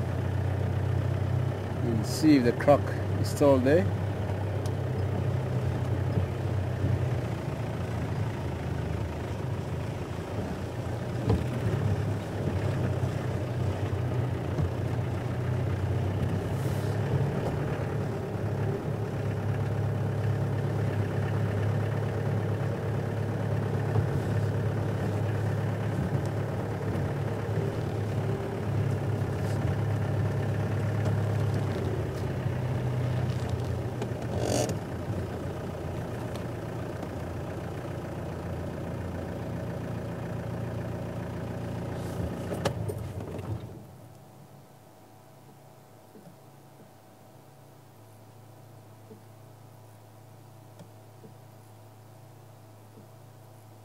There is right here. I need to go around the other side. See his head there. Okay. There, yeah. You just see his head above the water.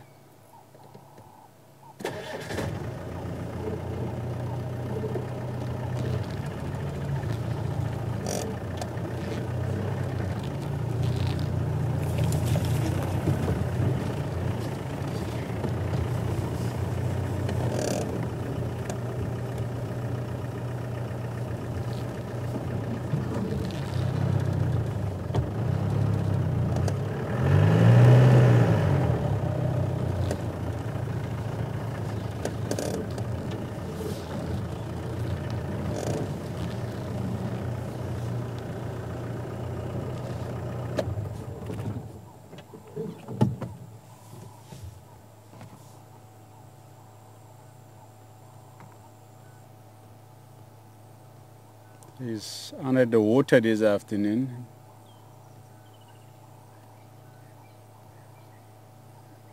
this morning, and he was lying up in the grass and out of the water.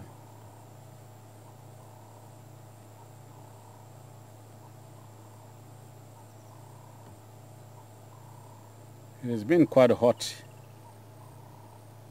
today, and he had to move back into the water to cool off.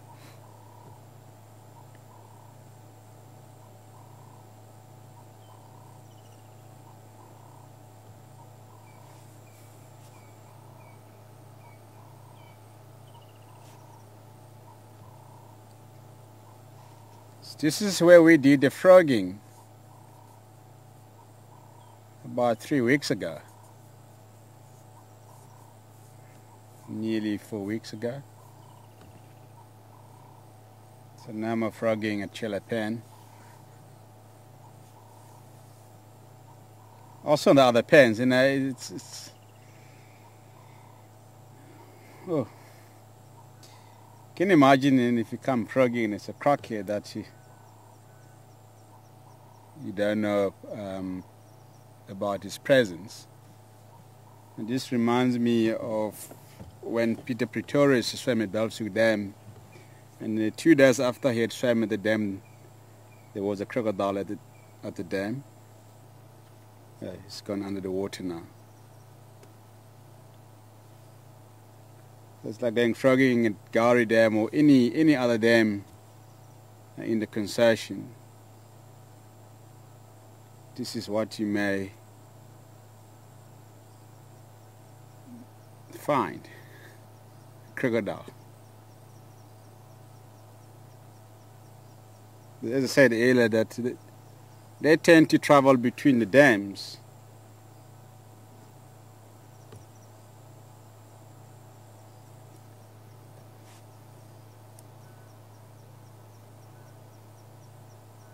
And they tend to travel during the night because it's nice and cool.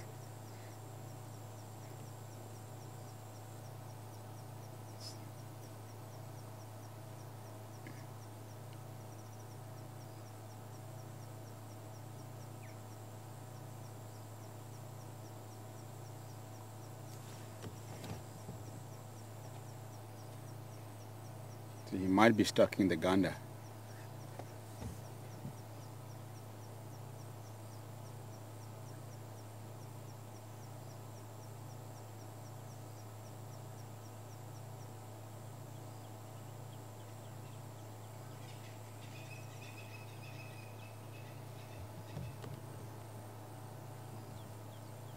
So there are lots of frogs in,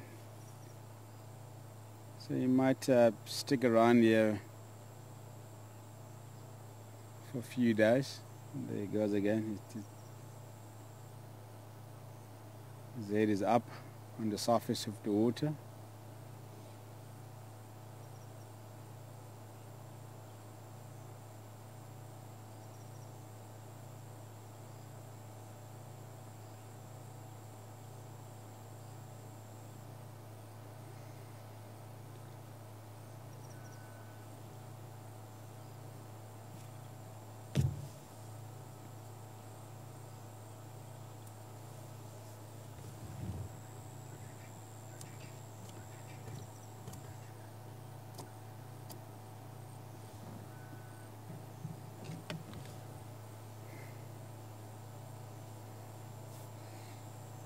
So he's not doing much, and it's not going to do much. It's nice to see the crocodile out of the water, not just the head and sticking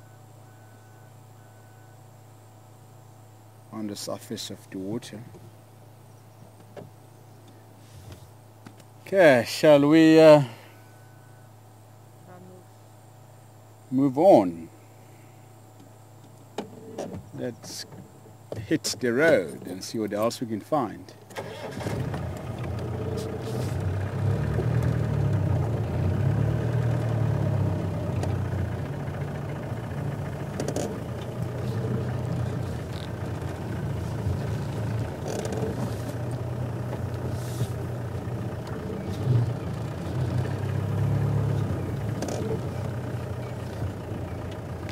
He might be pressurized by the Dagga boys that often come and lie down at Chela Pen, because if you look at the size of the pen, it's very, very small. So they might force him to leave. Then he planned.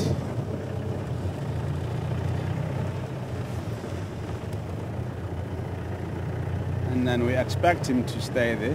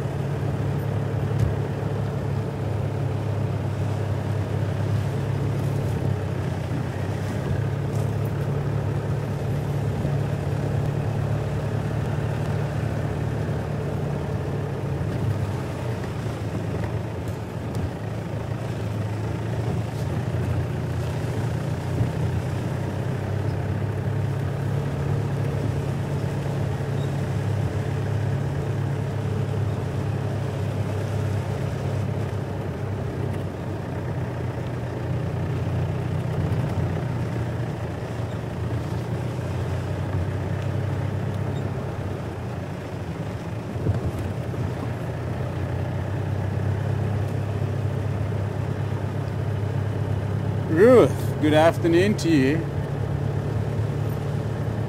And Ruth wants to know if the crocodiles do kill on land, or do they have to be near the water to kill a prey?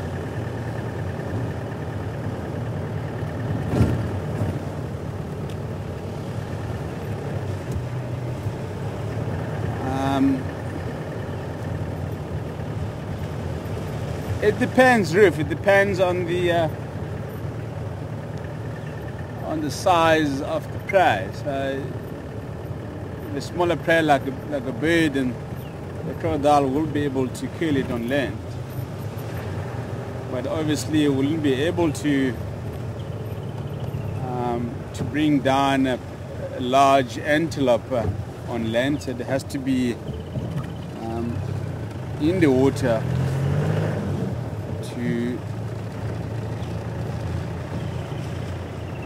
to be able to bring down a large prey. So they're not capable of bringing down large prey on land. Just remember that the crocodile killed the prey by drowning it.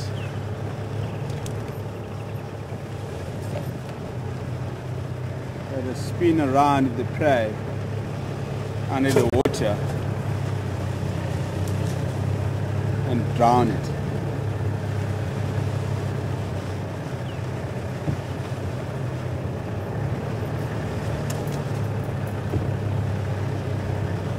Beautiful kuddy balls here.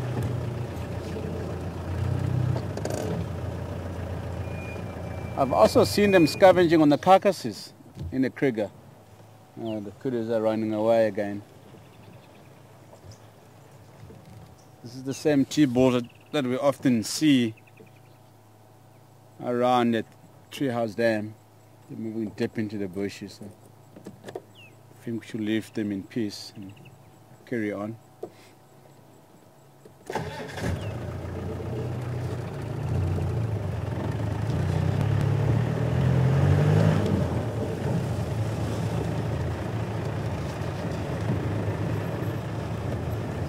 So if there's a carcass near the water and the crocodiles, and it will come out of the water to go and scavenge.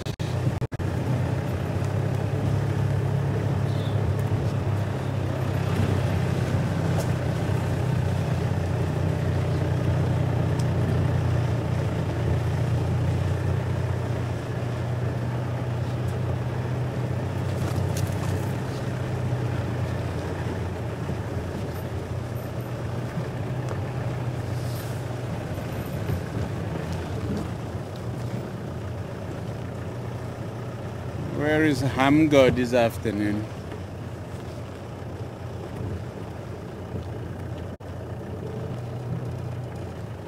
This is Hamgo's home. Treehouse Dam.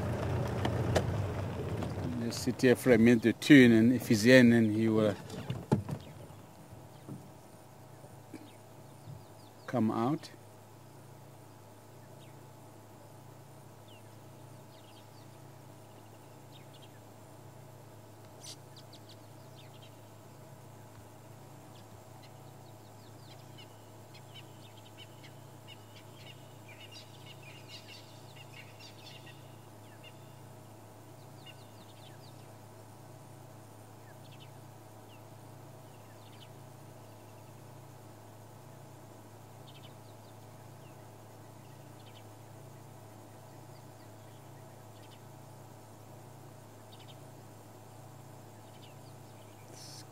Cape Canaries, yes.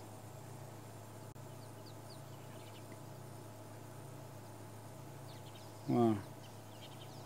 Huge flock, eh? Wow, look at that. Covering the whole tree.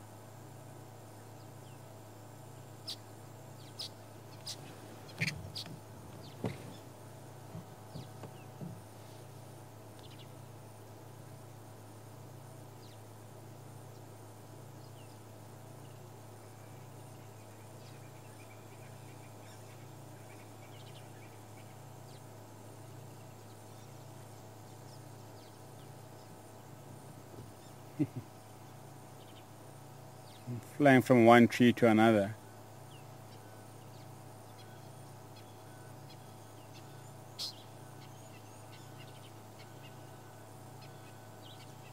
And sometimes you'll see them in hundreds of them flying around.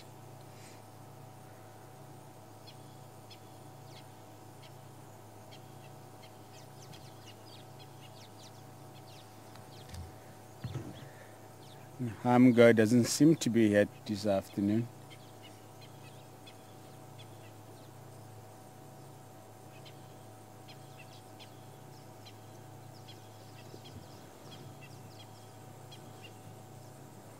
The green-backed heron sitting in the log on the other side of the dam.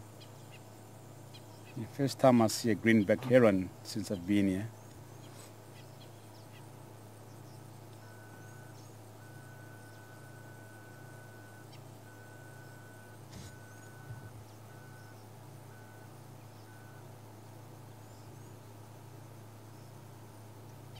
Very pretty bird. It's flying off across the dam.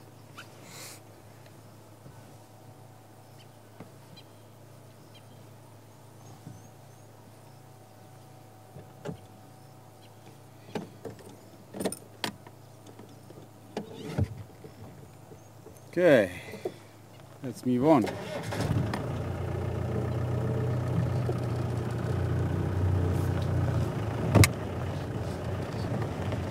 So Shane, my radio's been down for a while. Any update?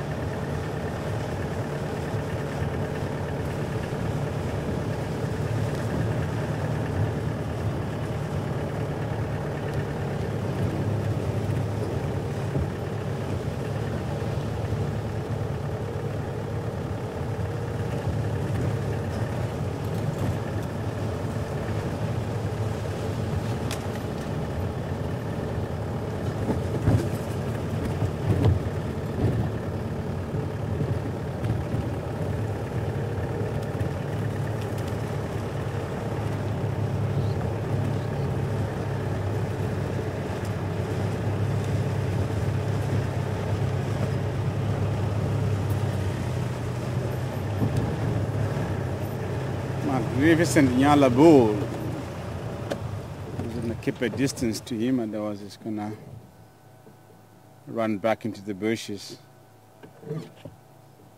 Stay there, my boy. Very graceful antelope there. The Nyala.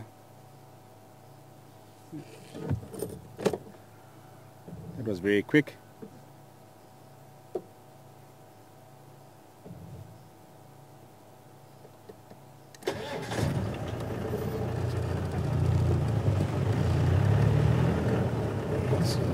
Might catch up on his limbs.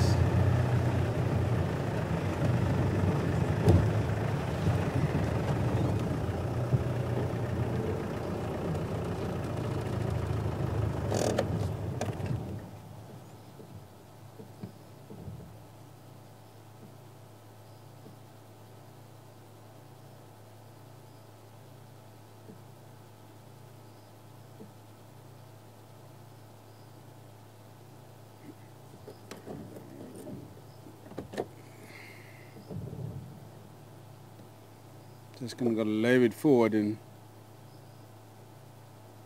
you might see him through the gap there.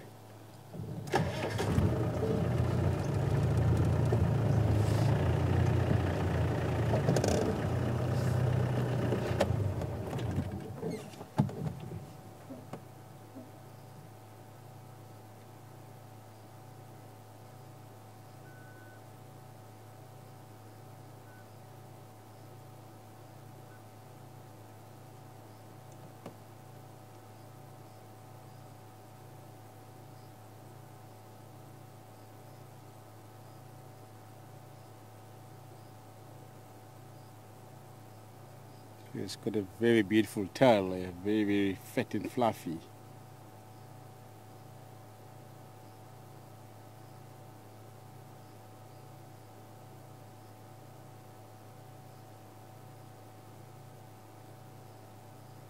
I like when the bulls do the posturing display. When they stand up, the white fur on their backs. and also raise the beard and approach each other very, very slowly and steadily.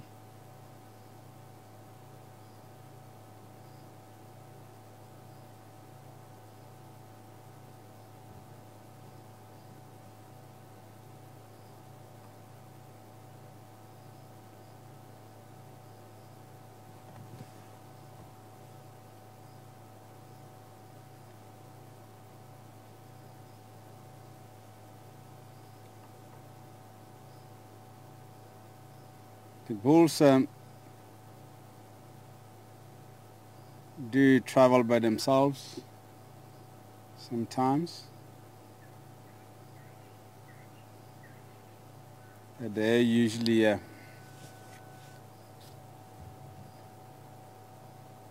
form the bachelor heads as well.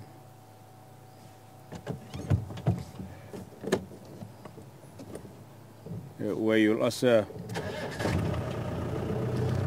find the young bulls joining the older bulls.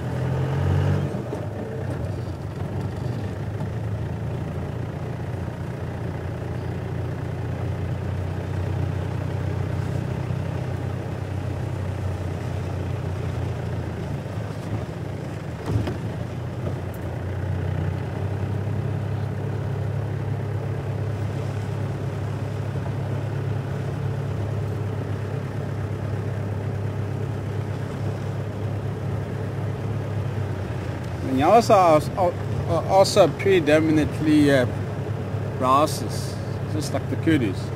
So in fact they are in the same family. The kudus, Nyala, bushbucks, in the same family.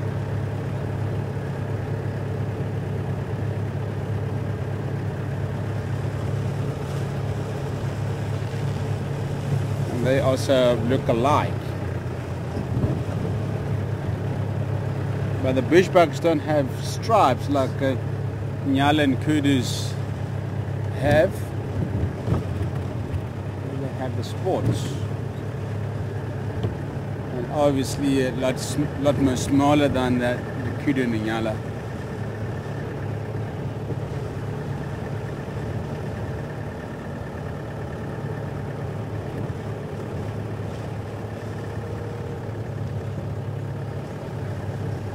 The kudu is the biggest antelope in this area. The full-grown kudu bull can weigh about 250 kilograms.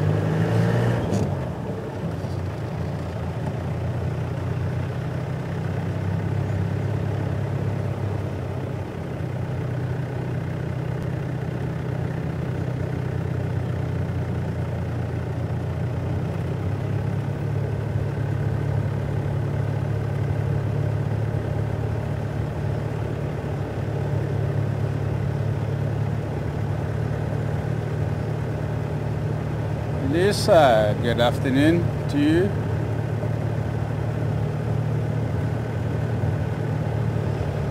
Lisa was inquiring about the birds that were flying in front of the vehicle earlier, and she says that they show white when they fly. Can I remember what birds were they? I can't remember. Can you remember, Kate? Show white when they fly, yes. Yes. Fly in front of the vehicle. Maybe not doves, because doves don't show white on flight. I can't remember, at least unfortunately, and I'm sorry.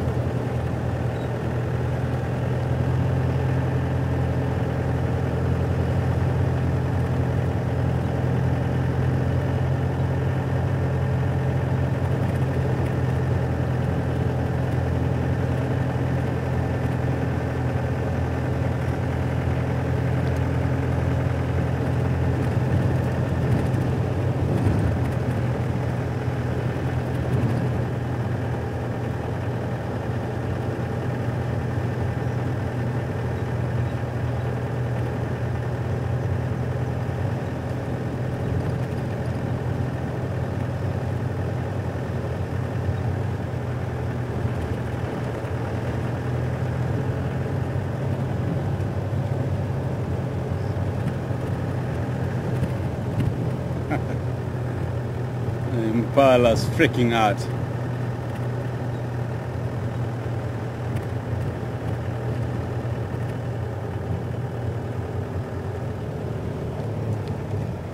Okay, we're turning onto Zoe's Road.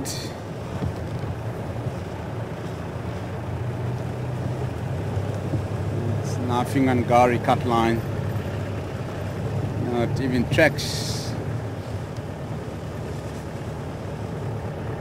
coming in or going out of our area.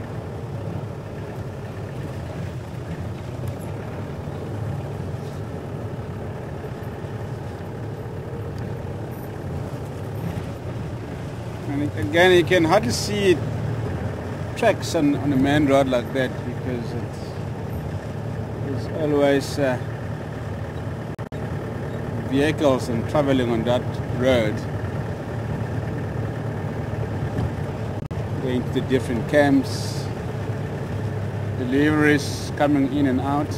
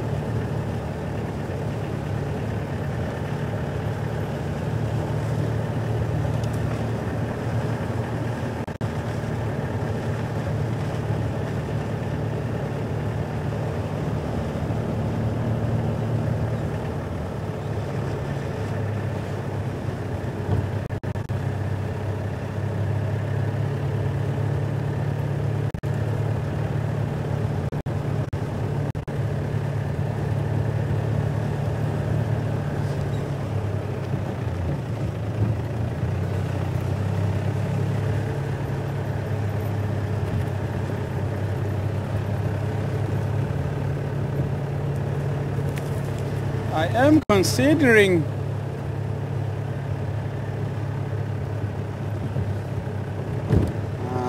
to go back to Tamboti Dam area. We may be lucky with Induna moving back south.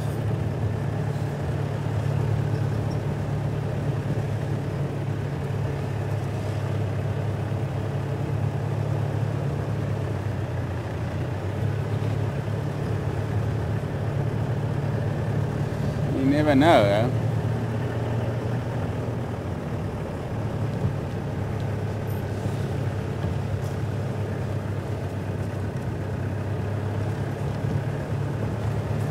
Try is the best.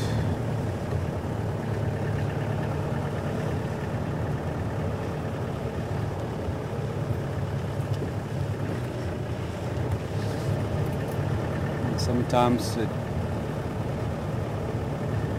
worth, sometimes doesn't worth it.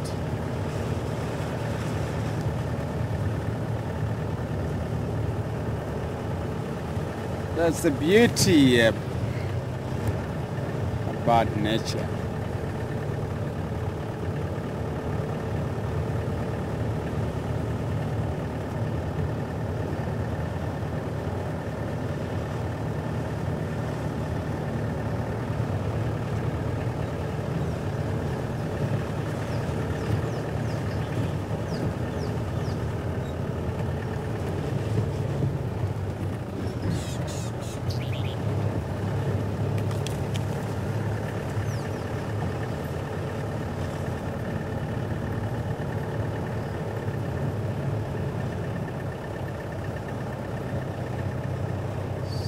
Stunningly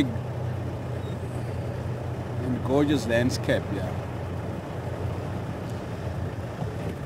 We'll stop and take a look at it quickly.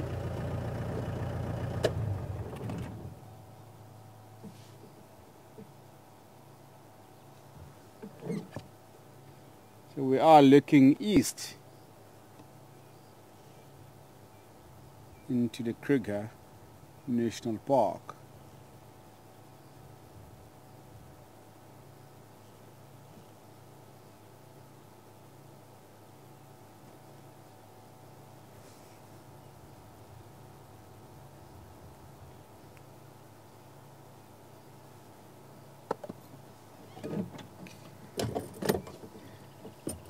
And as far as you saw,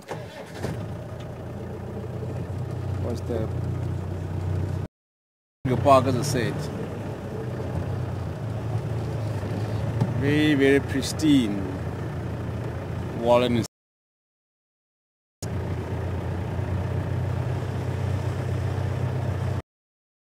the Kruger National Park is obviously Mozambique. There's still a fence between Kruger and Mozambique.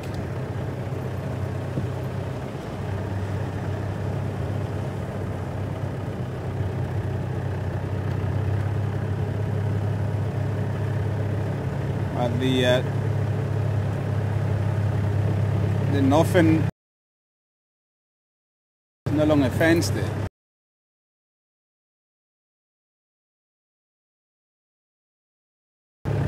Has been taken down several years ago.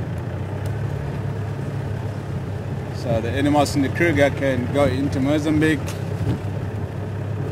maybe in Zimbabwe, in the north, almost from the Mozambique, can also cross over into Kruger National Park.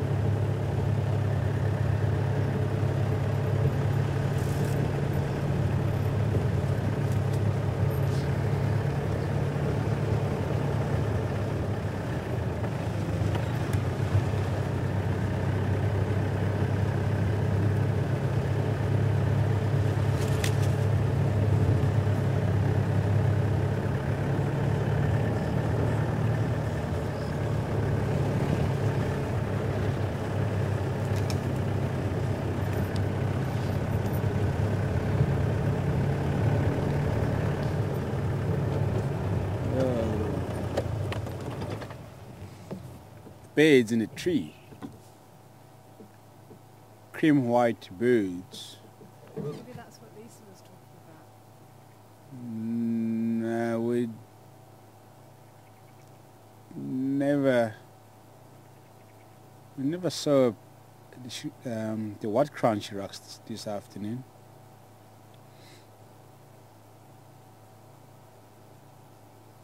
Possibly, yeah. But I don't recall seeing the white-crowned shrike this afternoon. Beautiful birds, eh?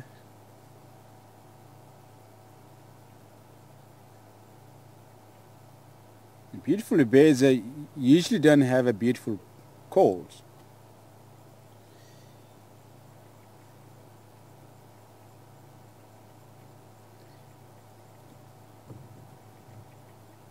If you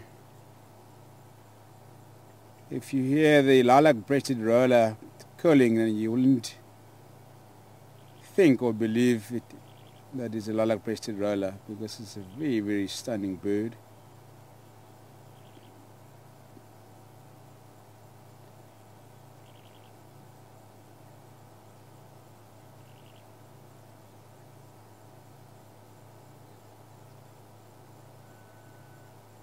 And,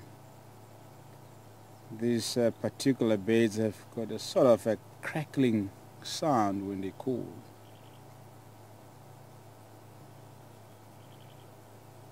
They have distortion in their calls.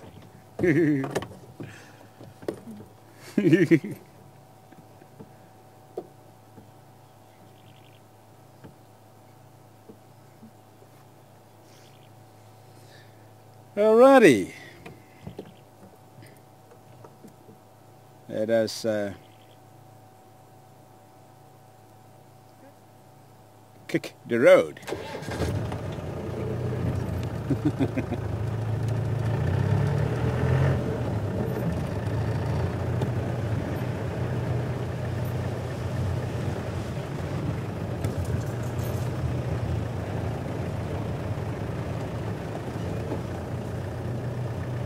Ariel is going to quickly fix it. It's fine.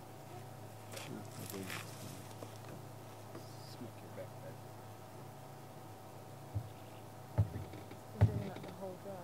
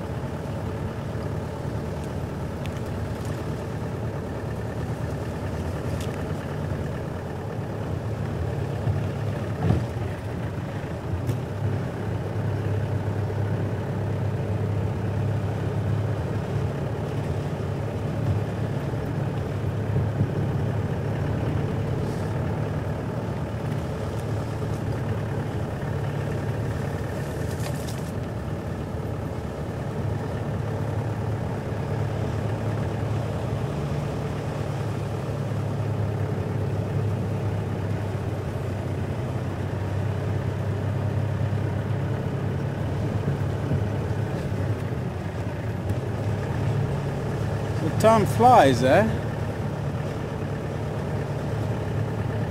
So we have about 13 minutes remaining to the end of the drive, and unfortunately we won't be able to get as far as Tamboti Dam as per plan. We'll try again in the morning. Tomorrow is another day. Every day it's different.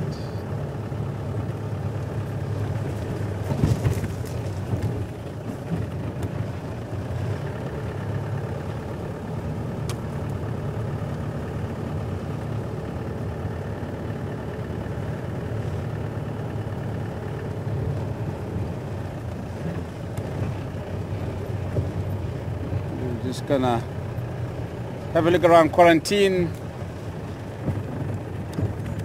and head down towards Gari Dam. There might be something lying down below the dam wall, you never know. Or somewhere around the dam where the camera can't reach.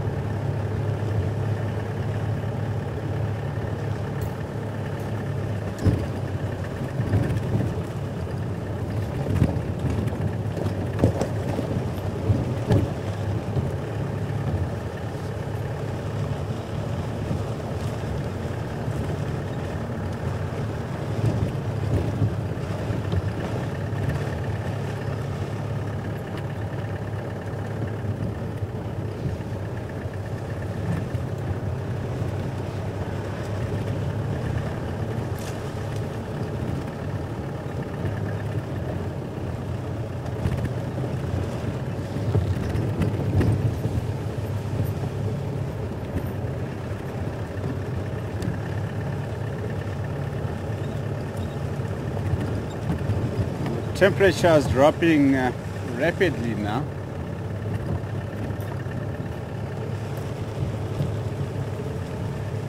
The sun is already gone beyond the mountains.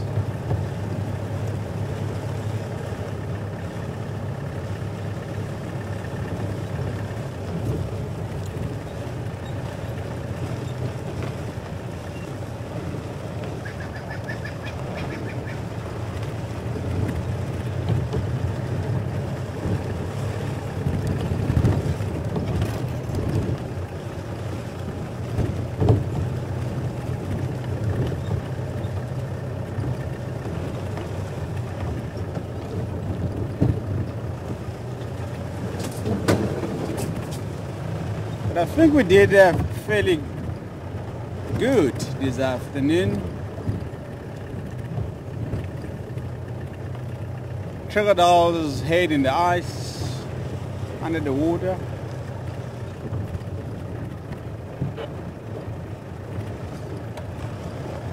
Nice elephant bull. And the hippos at Balsuk Dam. And the large head of the buffalo.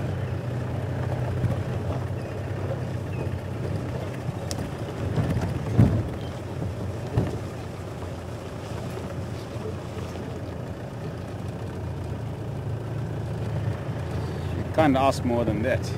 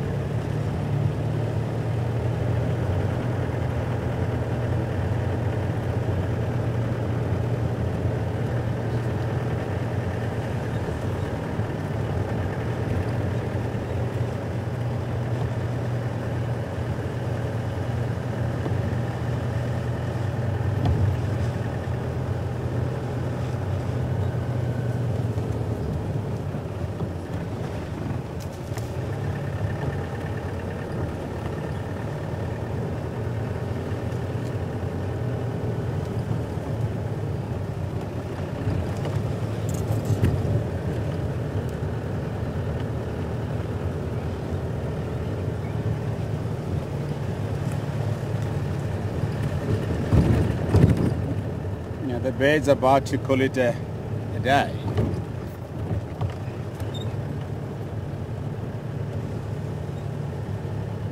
Looking for a places to rest for a night. And the nocturnal creatures will start getting mobile soon.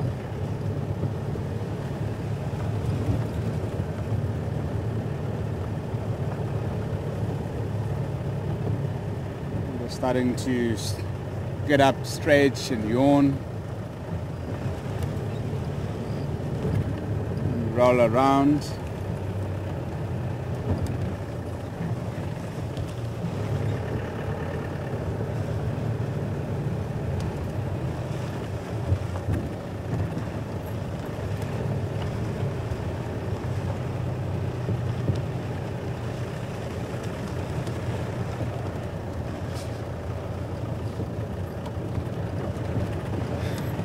Some predators have full bellies and they are still flat cat.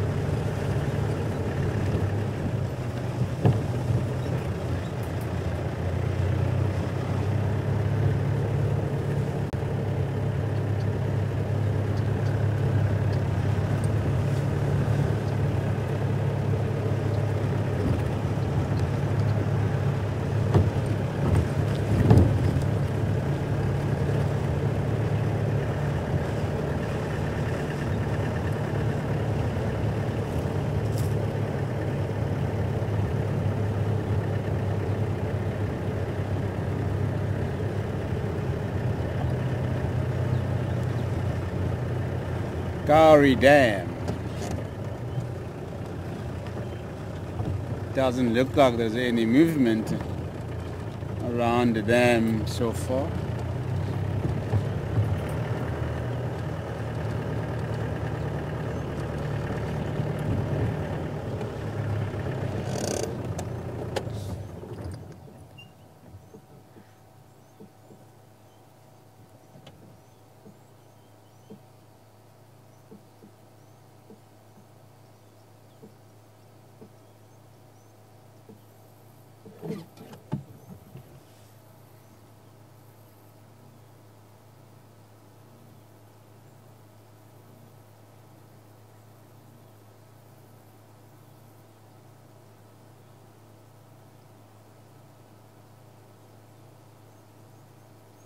The frogs are also getting active for the night. Insects are also buzzing around the dam.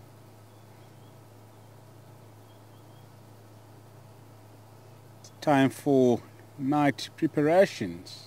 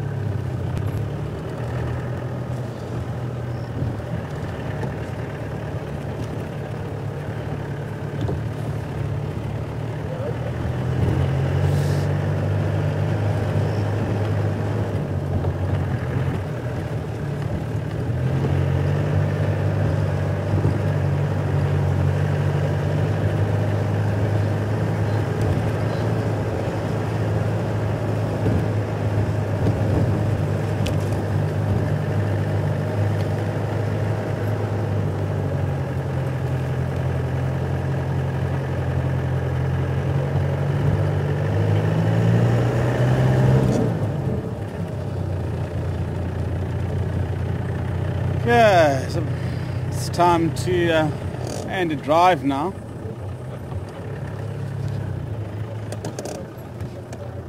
Ooh. Yeah.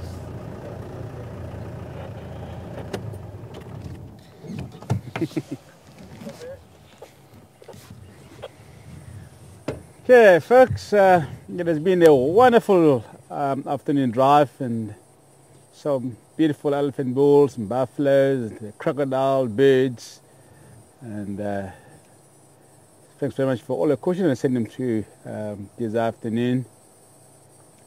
And we've been watching Wildlife Safari. My name is Patrick, Cat behind the camera, and Craig back in final control. And please join us again tomorrow for another beautiful morning safari. And for me, Patrick, and the rest of the crew, bye for now. See you in the morning. Take care.